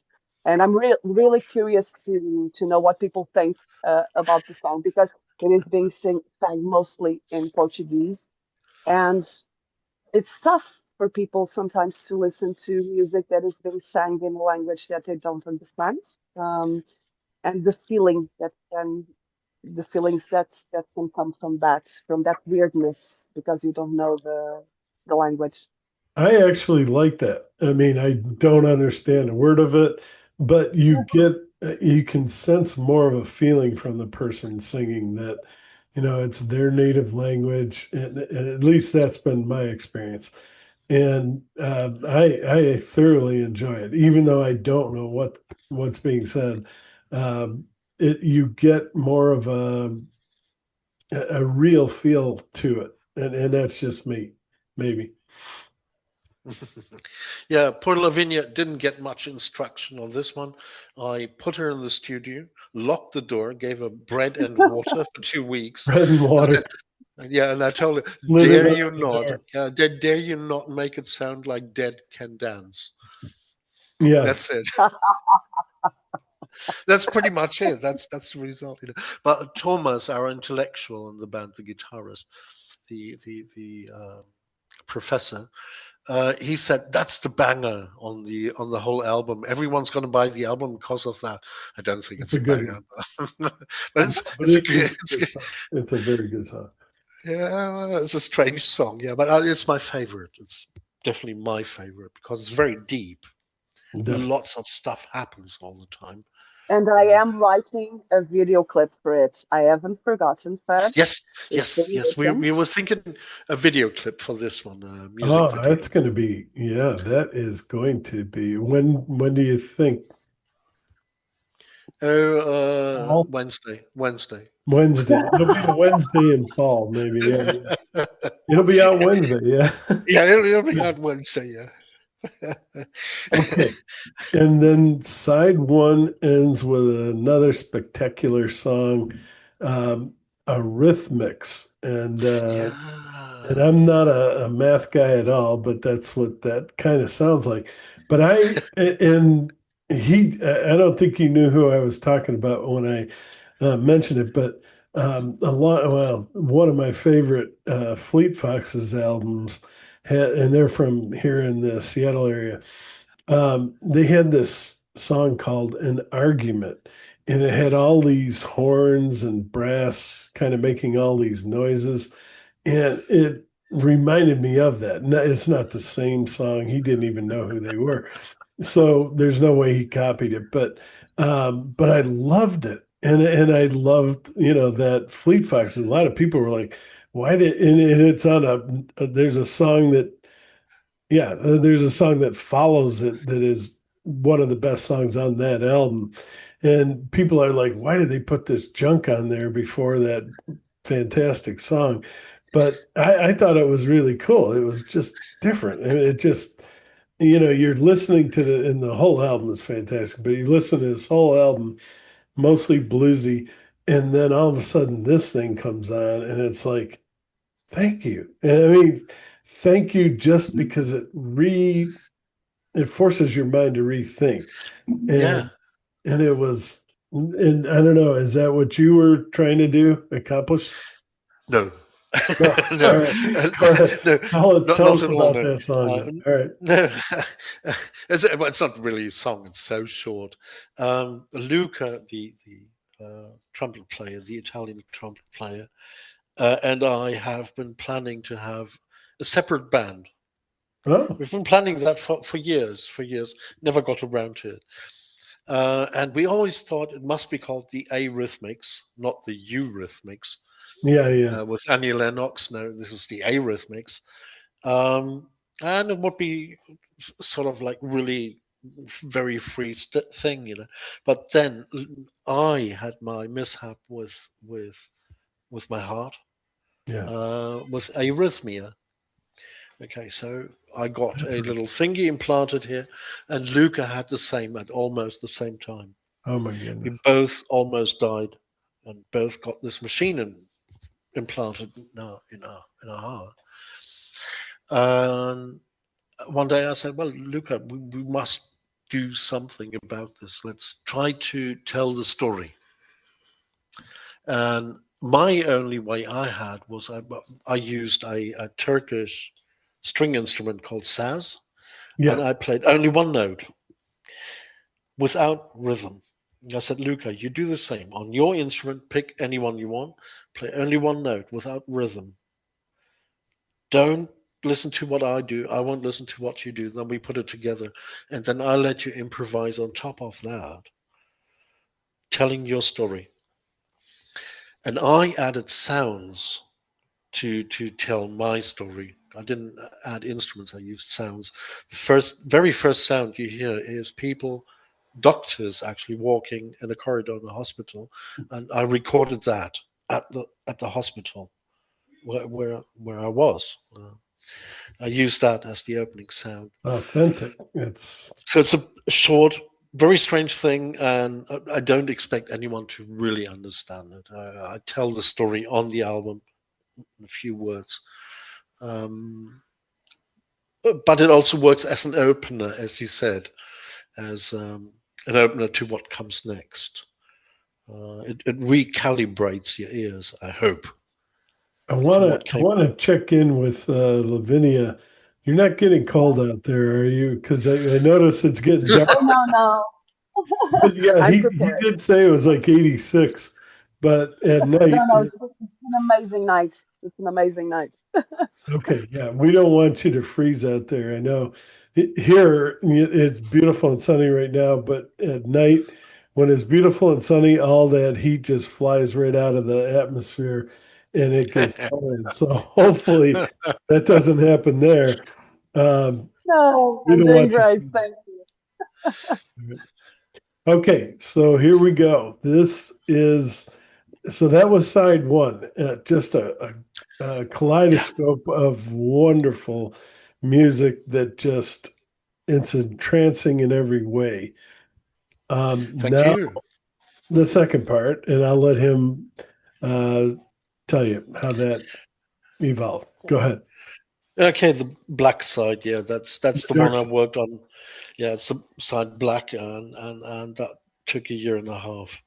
Um, One day I was sitting with my wife having lunch, and I remembered a soup all of a sudden, just like that, a yellow soup that tasted awful. Oh I yeah. thought, what the hell is it? And then it dawned on me that's a childhood memory from a place that I was at that I repressed altogether. And then all of a sudden, like a waterfall, all the memories came, not entirely connected and not necessarily all true. I can't tell. I mean, our memories are not reliable. The only thing that's reliable is the emotions that are connected to it. Those are true. But I looked it up on the internet and I thought, okay, all right.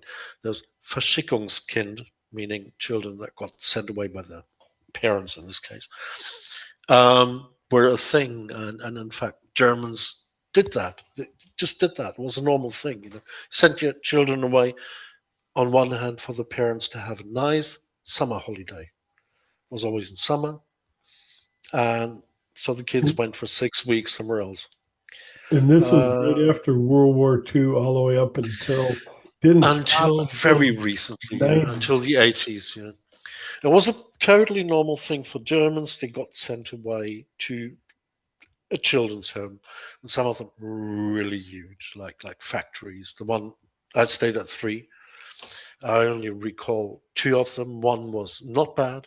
I haven't got any bad experiences from that, but the big one was really bad, and that was the first one. And I remember clearly being given pills, um, being forced to eat, and that yellow soup. I found it. Someone else on the internet reported the same. It was not yellow soup, but it was one's own vomit Yeah. that you were forced to eat because you were supposed to come back home fat, like healthy and whatever. And the whole experience was dreadful. I put in everything that I remember, Yeah. not necessarily correct. I don't know. You can't tell. And I also added a few experiences from other people. There are voices you hear throughout telling stories. Those were not me, those were other people, but those are memories that, well, they converge with my own, basically. So I sat down and orchestrated this really clearly using the instructions from our guitarist. He And said, you don't need drums. talk about the operatic too. Yeah. But go ahead. Yeah. But the Thomas said, you don't need drums. Drums are rubbish. You don't need drums in a band. That's Wow. his stance anyway. And we didn't have a drummer. So I thought, okay, let's go for it. That makes it easy. Yeah. No. And Thomas also said, and he had always said, you don't have to write everything. You can be the curator of the band, like tell them what the thing is about and let them do their thing. Yeah. Uh, I sort of did, but I worked really heavy on the orchestration, which was not done by a real orchestra. I wish I had the money for that. Would have been even better, I'm sure. But it took ages to get rhythm into when there's no drums. That was so difficult, really hard work. Thomas said, listen to Shostakovich, Symphony Number 7. I didn't like it. Um, but I got the idea, uh, which was actually wrong because that symphony is full of drums. But anyway, never mind. I got the way around that. And I had to tell each story that happens in a very specific way with sound effects, using my own voice, telling the story, which might be sleep inducing for a lot of people. No, this Well, one, first, yeah, I know some people hated it. I've reviewers who said, "Oh, this is so boring." That whole second part of the boring. How album. do you find Yeah, it they said yeah, it boring? was. Yeah, Yeah. that's what they said. It's boring and sleep inducing. I mean, yeah, But only few, not everyone did. But terrifying. Yeah, I can understand that. Boring. It's not boring. It's yeah, well, it's my voice, which is a bit dreary. I know. oh, okay. But I don't even see that, but I mean, I can understand why they might feel that way. But it it's a terrifying experience. it He it was, he's yes. he's not trying to perform, No, no, it's not a rock song at all. No. Right, right. No. So anyway, so the hard part here was actually writing the lyrics, because as I was writing these things came up, trying to filter out what's true, what's not, researching, finding out. Nowadays there are what they call survivors associations with hundreds of thousands of people enrolled, exchanging experiences and I think I could write another album about that. That this must have shaped a nation's mind. I think this explains a bit about the German mind, the way it is now, which is not all that pleasant either. No, Um, to think that this happened right after World War II. I mean, yeah, after all of the things we know about that experience, and then you don't learn from that, you're going to repeat it. no, no, these things were closed down eventually, somewhere in the mid '80s. But for example, the guy who ran that big place where I was at was actually a Nazi doctor. And all the Yeah, nurses were Nazi nurses. They were still left over from the concentration camps. yeah. That's pretty dark when you think about it. And they were working together with the pharmaceutical industry, testing um, all sorts of pills on the kids. Like downers and uppers and whatever. We were giving that stuff. I remember that you got your pills once a day or twice a day or whatever. And then afterwards you were out. Just the day was nothing. Anyway, so that was a very difficult, long thing to do, and I had. On the other hand, I must admit, I had fun, especially the parts where Lavinia comes in.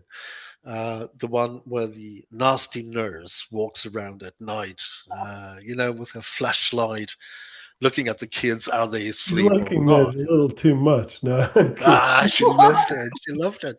Yeah, if you listen to that, that's really a nasty bit in the middle, and she did it so well. Tiago, her partner, appears a lot. The male singing is mostly done by Tiago. He loved that tune. He also plays my father in the very I last mean, bit in Cocoon, which is mini opera, which was very, very hard to pull off. Very hard. Gosh, that took ages. Um, he plays the explain. father, and she plays my mother. Sorry.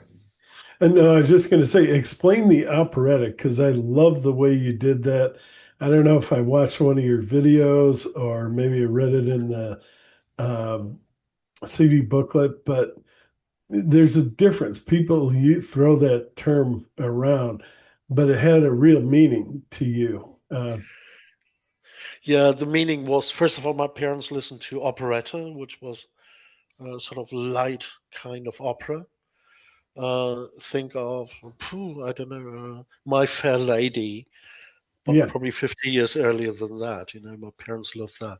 So I wanted to start like that, and I gave Lavinia this extremely light hearted melody to sing. It was really kind and sweet, and Jeff Markham did the bulk of the song. He knew what I wanted, and I said, "This is going to start off nice, and then it's going to get really nasty. It's going to be the same thing, but nasty." Yeah. And he did that. The whole song collapses towards the end into a disharmonic, uh, strange stuff, and because I'm in this song, I return home, I was going and to I'm say it happy. is a happy ending. So But there somewhat. isn't, there isn't, because I return Well, home yeah, and it's because happy, yeah. yeah, that's right. But then my parents say this is rubbish. This didn't Yeah, happen. the parents never believed him. Yeah, that's No. right. But I mean, And for then, yeah, you, it's a happy ending because you got out of there. And yeah, it's that's it. But yeah, then it stays forever, of course, because and here, of course, poor Lavinia becomes the witch. She plays the mother, the evil mother, when she says, "Welcome home, my son." And then she does it in such an evil, witchy way. It's really great. And then you hear the bells from the beginning of the song, which is the bells that they had at that fake church's place, sort of. So it ends in a bad way, actually. well, yeah, because yeah, his parents don't agree with him and don't think he ever went through it, and No. he's left with that to fight with the rest of his life. Yeah, it's not fair. But now Well, you'll see. Well, Lavinia will tell you how it was singing this.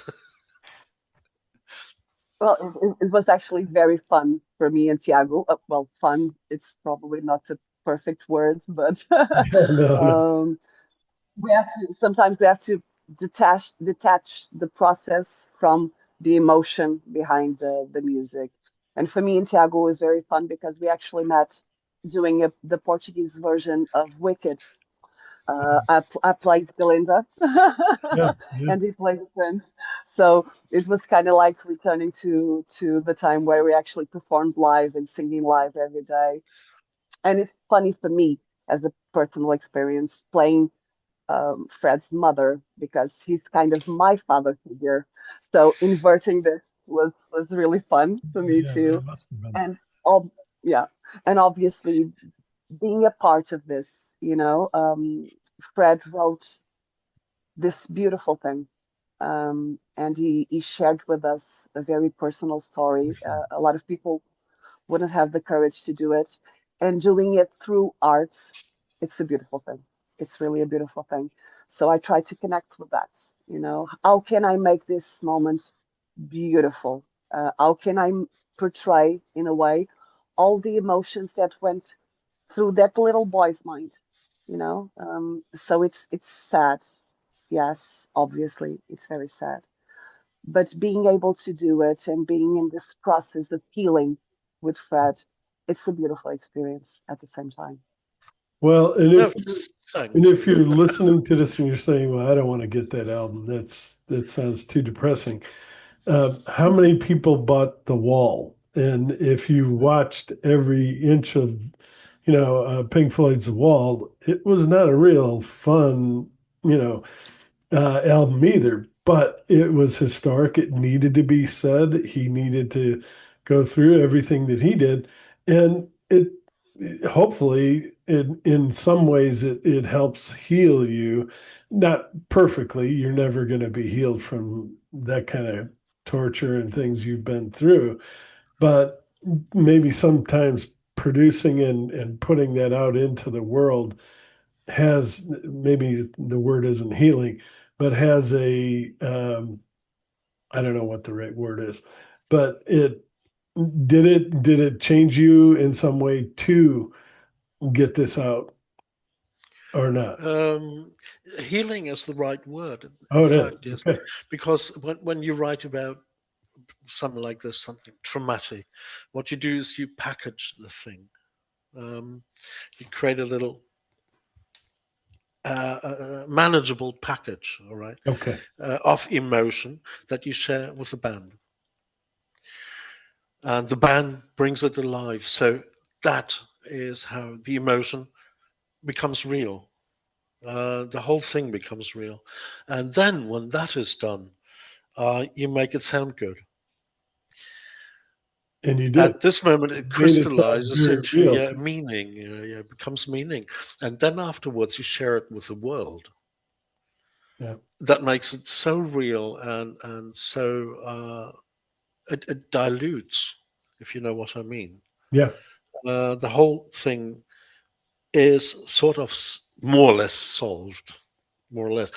Nothing like this ever gets solved, but Right. you've said it, you've done it, and everyone listens to it, and that's fantastic. People listen to it, and you Well, and share. people need to know about it. Yeah, it's Yeah, a fact that happened, and you're bringing it to life in a way that, I read some things on Google and stuff like that about it, but having, music behind it, and having somebody that really went through this and portraying it and giving it the identity that it needed. Yeah, it's invaluable. yeah, and it's anti-fascist, of course. Well, that too. And we love that. We need it. And It had to be said. oh my goodness, with all that we're going through. Yeah. And I'm so happy he is an anti-fascist, because I've always been that way. I mean, here we are, the nation that, and not, we weren't the only ones. We always take credit and say it was America that won World War II. No, it wasn't. I mean, we definitely had our hand, and we definitely, had we not been there, I don't know how things would have happened, but so we definitely helped. There's no doubt about that. But Yes, yes, but yeah, but we didn't win the thing alone. And a lot of Americans tend to say we did it all. It was our nuclear bomb, it was all these other things. Um but no, and I'm not sure where I was going with that, other than um, it's it needs to be told. These stories need to be told so we don't repeat them. And here we are, for years, many, many years, people said, what would happen if the United States got taken over by a dictator? We're yeah. finding out what Mm, that's like. And there's a lot of us that are hanging there. We're going to get an election. And then there's other people that you're not going to get an election. This is going to be here forever. And we're like, well, we'll see about that. But yeah, in Europe and Canada and all these other places, like, why don't they just come in like you guys do, and vote them out through, like a prime minister, through the legislature? Well, yeah, unfortunately, the legislature is controlled by the same party, and at this point they've kind of given up because they know they're going to lose, and yeah, there's no point in ending this too soon, because we're already going to be out of power. And we hopefully that'll be 10, 20, maybe I'm hoping 50 years, but Americans aren't too good. They tend, 4 or 5 years. Oh, let's give them another chance. But hopefully this one's going to last a little bit longer. it's But it's scary stuff. it's very Well, scary, and yeah, we're not out of it yet. I mean, even if we get this, and that's the part that I'm on the other side of that story, saying, hang in there, let's do this the right way. Otherwise, we're no better than them. We could go in and, mob the place just like they did, and take this over and replace everyone. And the rest of the world will thank you. And that's what you should have done. But at the same time, again, you're doing the same thing that they're doing. And so we're hanging in there. Now, November is going to happen, and Yeah. I do think they're going to be finished. However, the unfortunate part about American politics is November happens, but you don't take over until January. So that's the time. I mean, right now is scary enough, but that November to January time is the time I'm worried about the most, and what might happen in that time frame. I mean, this guy, I think, is losing his head already, and he's talking about nuclear weapons. He's talking about annihilating an entire civilization already. Um, Good God, when he knows he's definitely not going to have any kind of power. Hmm. So yeah, it's we Well, still. let's hope. I still hope for the one day when he does the absolutely wrong thing. Well, let's hope it's not a bad thing. But like he did with the Pope and those doctors' clothes and all. I think he might just go one step too far in that direction until everyone understands he's mad. He's just demented. Well, and Then he's going to be removed, and let's hope they remove the whole bunch. well, yeah, and people have been talking about this since even before the election. The 25th Amendment, it's there for a reason. And yeah, we don't have the votes, but I think that, I mean, there's stuff on the internet saying that it's building. And the Yeah, rest of us on the other side of this map are like, what are we waiting for? yeah, exactly. Yeah, What are we waiting for? I think you're basically, saying, are we waiting for a nuclear bomb? Are we yeah. absolutely going to It's, wait for that? Are you kidding me? Please don't. Um, but yeah, it, it has been a very, very difficult year, and unfortunately, not just for us, because you guys are feeling it as well. And mhm. yeah, Yeah, we But too it's have different. fascists here as well. Yeah, Yeah. yeah, But it's this is that's different. true. Right now, the American people is actually suffering. We are suffering a very big economical crisis, as the American people are, but we don't have ICE on the streets persecuting yeah, people. You yeah. know, we do have a far right party that, unfortunately, in the last years has gained a lot of support. It's our second biggest political force right now, which is very, very scary. But you still feel 25%. safe. Wow. Yeah, And it's but you because still feel I safe. think it's because of the tourism and things like that, which is horrible to make decisions upon things like that. I mean, people have a right to travel and go places, and I know they don't always treat the country the way they should, understood, but you don't run a political party on those. No, no, no, no, no. It's not Thinking. because of that. No, it's mostly because of immigrants from India, Nepal, Pakistan. Okay. Uh, and in Portugal, you have this extra thing, the gypsies, and other countries called Roma. It's just a And this, different type of racism. It's still yeah, racism, just a different type.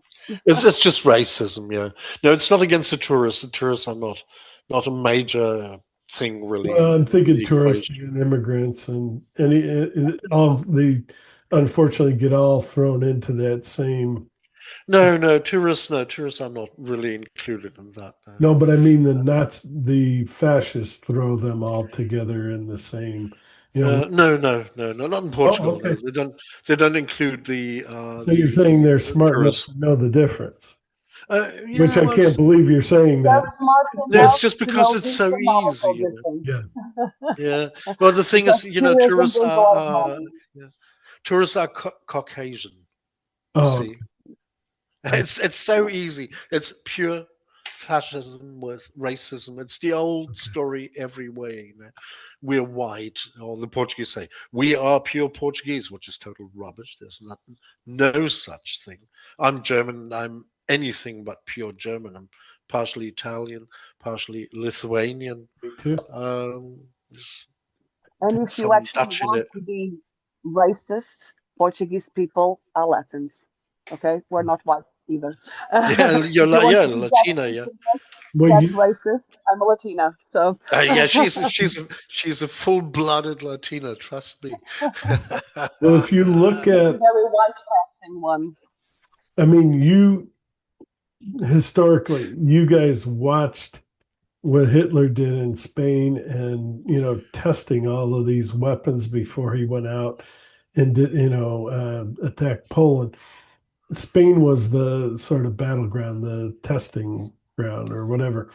Mhm. And so you guys hopefully had the experience of watching that and saying, we definitely don't want that. And there are enough people, Yeah, hopefully, yeah. Portugal had was under dictatorship for a for I think time. the Yeah. longest dictatorship in history, as far as I know, Okay.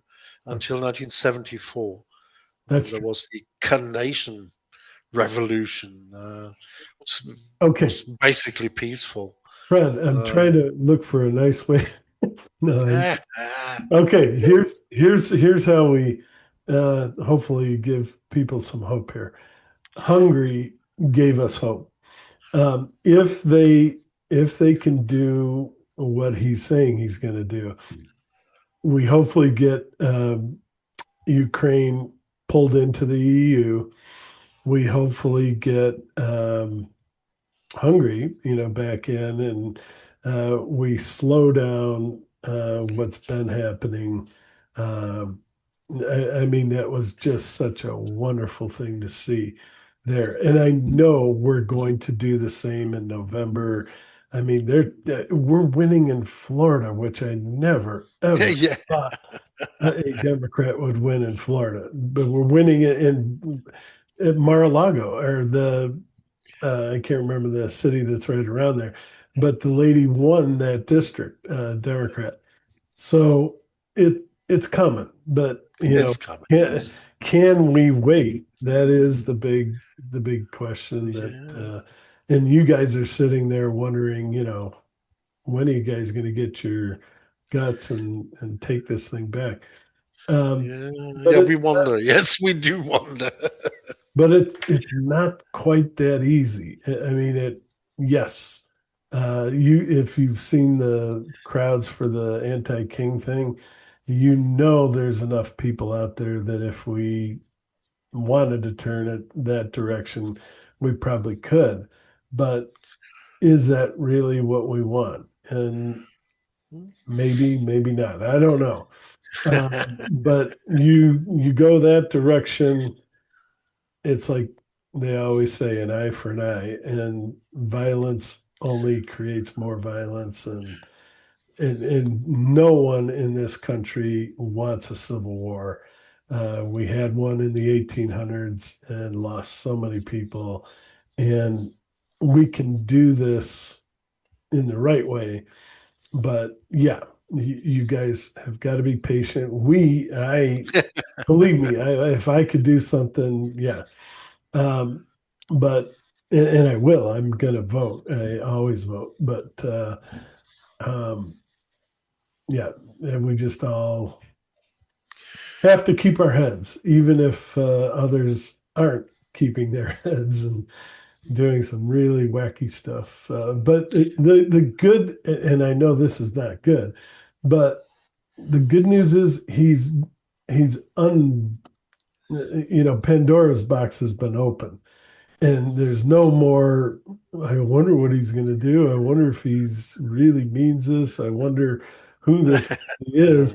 Yeah, If there's any wonder left in you, let me slap you on the head. And, there's no question. There shouldn't be any questions anymore. Um, you know, yeah, it should be an easy vote. Yeah. yeah. Anyway, And so after he and Trump, I, he and I could talk about this probably all day. I know all night long. Yeah. And it's a After very good Trump, way to sorry. actually promote And like devotion. an American, I haven't let you guys talk, so I'm going to shut up. Go. Anyway, so after Trump, the healing.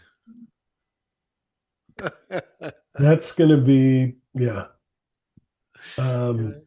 And a lot of people on our side are like, how do we bring these people back? And it's like, well, number one, do they want to come back? And then if they do, yeah, how do you do that? I haven't gotten that far yet. And Listen to the song, The Healing, because it was written by two people who live in a fascist country. okay, Not me. No, it was written by Jeff in okay, California and Luca in Italy. Those are two fascist countries. The yeah, song is called The Healing, and they wrote it together, which I think is beautiful. It's a very, very hidden political message, of course. sure, sure. It, I it, didn't write that one, although it's beautiful, but I didn't write that. and the hard part that a lot of people don't even see, and we're not really even talking about, and he's going to try to make it into a big thing. This is our 250th anniversary. And why did this have to happen now? And maybe it's perfect to happen now. To get your get your things together and let's head in the right direction as we head to Yeah, 200. I mean, wasn't America founded on the idea 300. of freedom and the French Revolution? Yeah, based on the French Uh, Revolution. Yeah, it's that. I mean, I read this book recently by this French guy who went to America in well, must have been like 1820, 1830. Well, I'm not quite sure when the French Revolution was, to be honest, but it was shortly after that, and he saw how the idea got rooted there in America, and he took American ideals from that back to France. and So there was a Franklin feedback and of yep, freedom and democracy, unbelievably. So, but that was way long before the American Civil War. Greece. Um, so Yeah, there you are. Anyway, Mark, I will have to cut just a little bit short definitely. Yeah, I'm sorry. because I'm starving. I'm Me too. absolutely starving. And poor Lavinia is freezing. No, no, As Oh well, no, yeah, it's yeah, yeah, it's a great she's in night. darkness out there. She's went from Freezing, this and it's beautiful sun. wonderful. She's gone from this beautiful sun-drenched day to midday. to It's the that, yeah, metaphor. Poor It's the thing. metaphor of the album. We start bright and light and end up in darkness, but with yeah, a little bit of hope There of you go. of into hope, it. yeah. Lavinia, there's an icicle on your nose. But hey, really, thank you both. This has been more than I ever expected. And yes, it ran long, but it's a deep, deep, deep record. It's a beautiful record. You just got to give it a chance. And if you do, and have an open mind, that's the most important thing. Don't be closed-minded when you listen to any music for that matter, but especially um, Daymoon. They like to uh, yeah, I'm borrowing. I can't believe I'm borrowing. They're flirting with disaster. Do you remember that from? I'm trying to think of who it was. It was a country rock band. Um, it's on the tip of my tongue. But anyway, no. But they like to play around with ideas and be open to them. Just listen. Mark, I love my interviews with you. This was my second one, and it was just as wonderful as the first one. I And appreciate it. thank you so much for having me. We are happy to have you. You've been wonderful.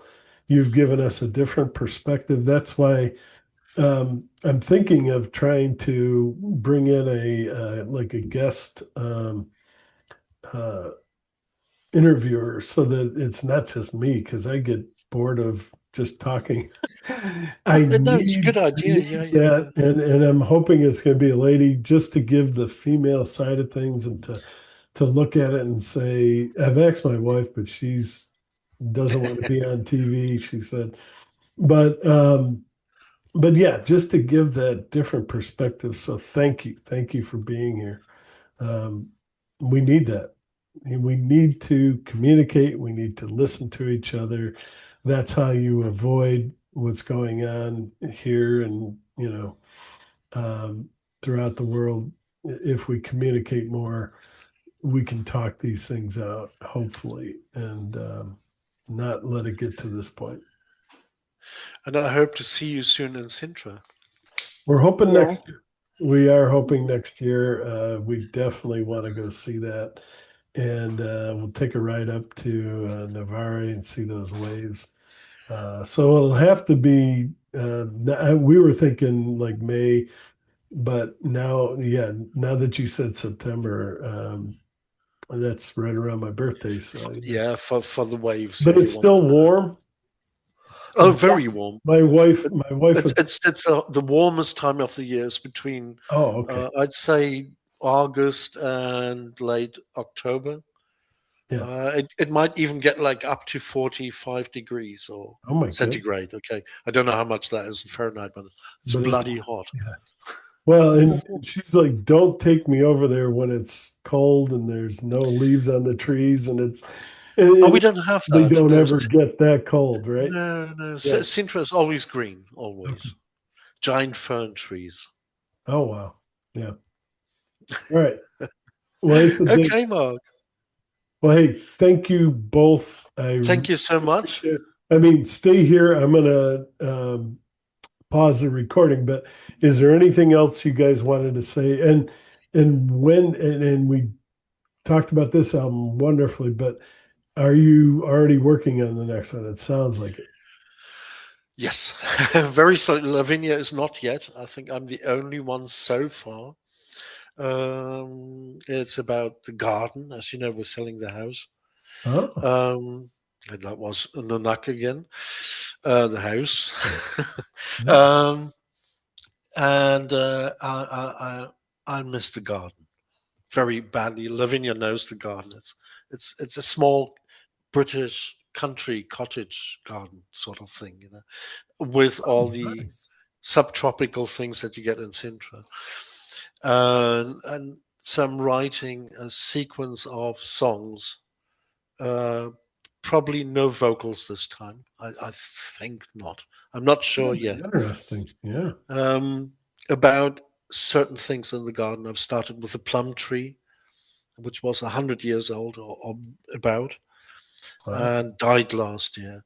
So that's a wonderful thing for an epic thing where I'm learning Japanese scales.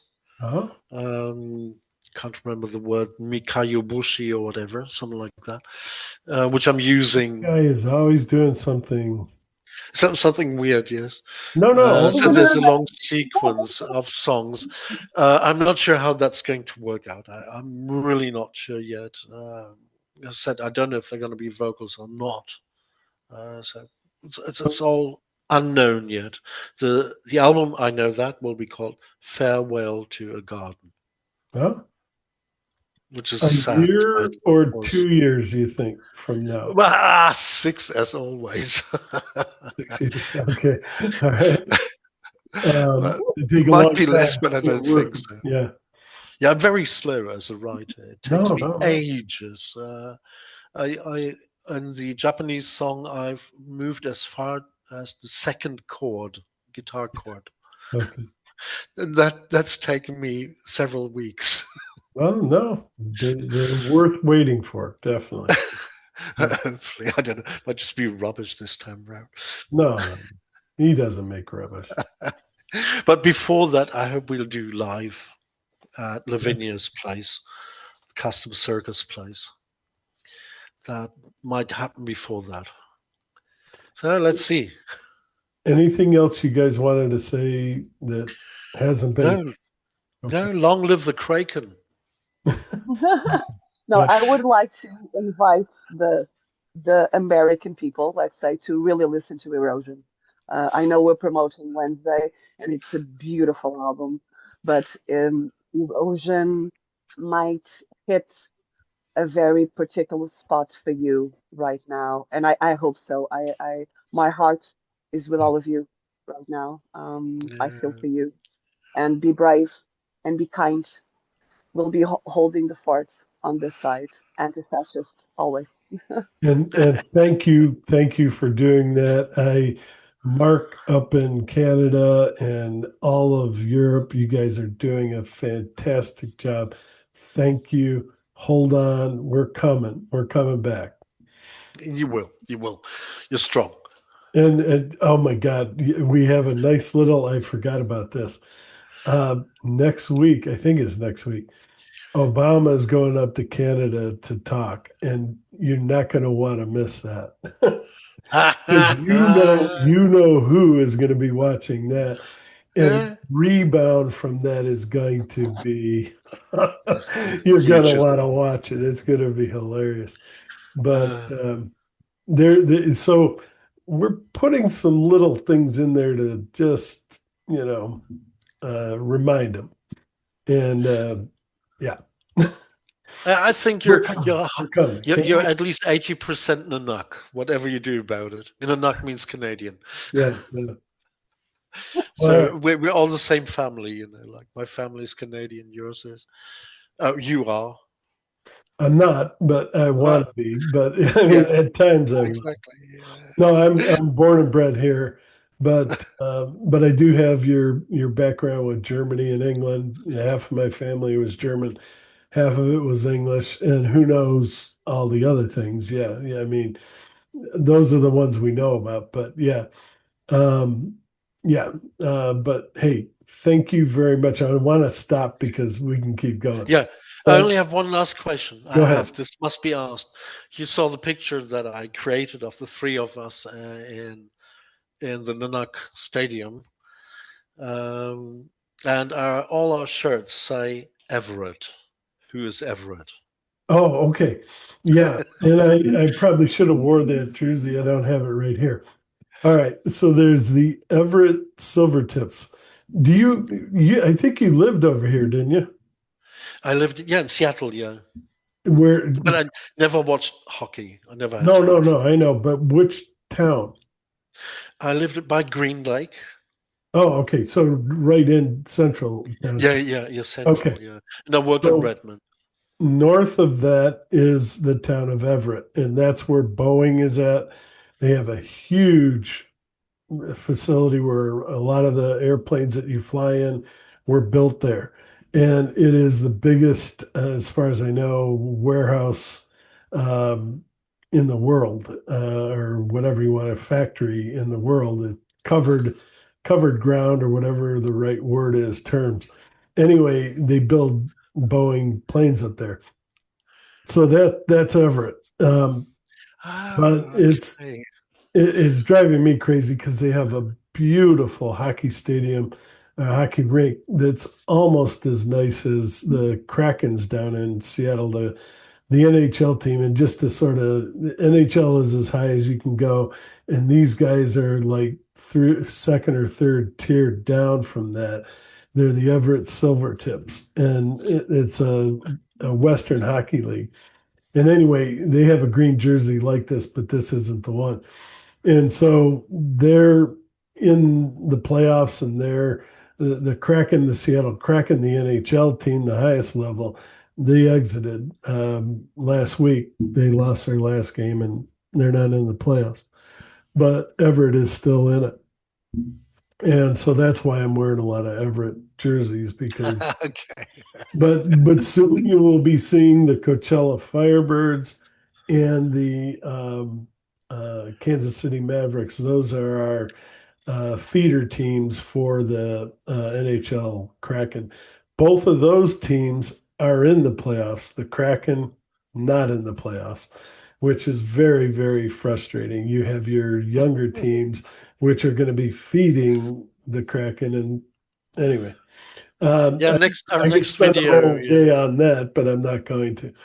But that's who Everett is. And Everett has their own hockey team, and they build a beautiful, the Mukilteo Indians helped build this beautiful rink that is almost NHL quality. And yeah, it's a we're going to go see hopefully a game um, in one of these next playoff sessions. Okay, take me along. It's a fun game. I've played it myself, and it's people look at it and it looks like soccer. It's back and forth, but try to skate and stop on a dime and pass these pucks back and forth. I mean it. I mean people just look at it as the bang. There is a lot of banging. There's a lot of violence. There's fights and things like that. But it's a very skilled game, and if you've ever played it, and I have, and trying to get, and it looks so easy. There's only one goalie, big net. That should be easy. No, it isn't. These guys are perfect at what they do, and they're usually big and block out a lot of it. So there's only little areas you can get this puck through. Just like soccer. I mean, they're good at what they do. But or you guys call it football. I But know I'm Portuguese, but I prefer hockey to soccer, honestly. oh, Yeah. no kidding. I think the skills involved. I love sports. I'm a physical therapist, so I love sports, and I love everything that has to do with moving our body in a healthy way. And the athleticism behind hockey players is just amazing. Just the balance on those things, it's truly amazing. And I like a little bit of violence on my sports. It's a healthy way, to instead of getting into fights, do a It's sport. Will be it's the healthy. it's the Coliseum in all of us. No, Exactly, exactly. um, but no, you would absolutely love. I'm telling you, when we finally got this expansion NHL team, they built an incredible practice facility, and it's not just a practice. They've got two rinks, but if you walk in there now, now that there's no, the Kraken season is over, it's families and kids. And you have these little kids learning how to maybe not play hockey, but learning how to skate. And some of them do, want to play hockey as well. But it is full of kids and families, and that's one of the things that's nice about hockey is you do have a lot of that family. I mean, I played football too, and you get that sometimes, but hockey it is a family type sport, and like you say, you would love it because I'm trying to think of the health company that actually Virginia Mason. The Virginia Mason sponsors it, helped build it, and it is absolutely a fantastic place to go. Like I say, because they're helping these younger generations get a foot on. I mean, there's people in Seattle that probably never put on a skate. Now you have all these new generations of kids that have actually done that, and yeah. And like you say, they may not play hockey, and it's not gender specific. I mean, there's women that we now have a NHL level, I guess, female hockey team here in Seattle, and they sold out. I mean, they were just they sold out the stadium. I think it was they broke a record, and people are just fanatic about these things because it's new and it's different. And anyway, but yeah, I think you would love that. Yeah, You if know, you I promise, Mark, when we're world famous, we'll play the Everett rink. yeah, and they do have some big concerts there. Um, Well, why not? Yeah, we'll sell like Oceans of the Moon like a million times, and then we play the Everett rink. We'd love to have you, yeah. And we're hoping, and that's why I'm jealous of them at the same time. Up here in Bellingham, we're maybe not as big as Everett, but I think we could do that. And it just drives me nuts that we have a small little outlet, and they're getting a brand new team and brand new league.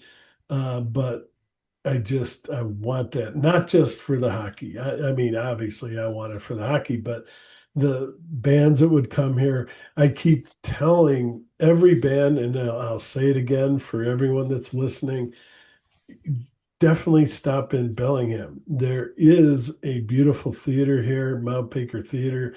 It was built like all the great ones were right around the Depression time. And you had the Works Project Administration where they were investing in these things. And it is built like a rock. It's beautiful. The inside is absolutely fantastic. So make that a stop and then go up to Vancouver or go the other way to Seattle. So yeah, we need a nice stadium type venue, which would bring in even bigger bands. Yeah, well, Daymoon is a big band, like totally stadium rock style. Well, so many people were driving back and forth to see Taylor Swift. She played Vancouver and then she played Seattle, but you could have grabbed, at least one or two of those shows and put them right here. And that would have helped the economy. I mean, our economy is pretty good, but that would have, she was like I don't know what the right word is, but she was like a apple seed. That's the way I look at it. She could have really, she helped everywhere she went, and she would have, helped this area as well. But yeah, Count on us to boost Bellingham's economy. be a Johnny Appleseed. He probably knows what I'm talking about. Do you know what I'm talking about, Lavina? Lavinia? Johnny No. Appleseed, yeah, I do, yeah. He planted all these anyway seeds a long time ago, and anyway, um, I could give you all sorts of history, and you don't want it. You probably No, don't. I just want to eat. There you go. Yeah, we got to It's get not, this. isn't it Hey, lunchtime for you as well? it is. Yeah, my wife is probably Yeah. when's he coming? But yeah, thank you very much. And that's the thing. These interviews, it's funny. She's the one that got me started on them, and I was like, no one's going to watch these. And people actually do. They And do, yeah. it You're just pretty blew me famous, away. actually. It blew me away. I was like, no one's going to watch these things. And they do. And and I love them. I mean, I learn all sorts of things. And, being a teacher, you want to keep learning. And yeah, and keep talking. So I'm going to shut up. All right.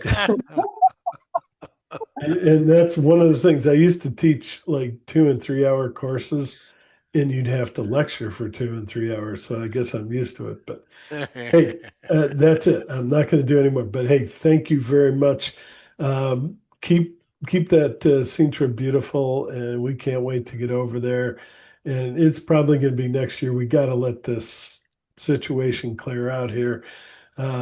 And open up the travel and all that stuff again. And we're going to be there.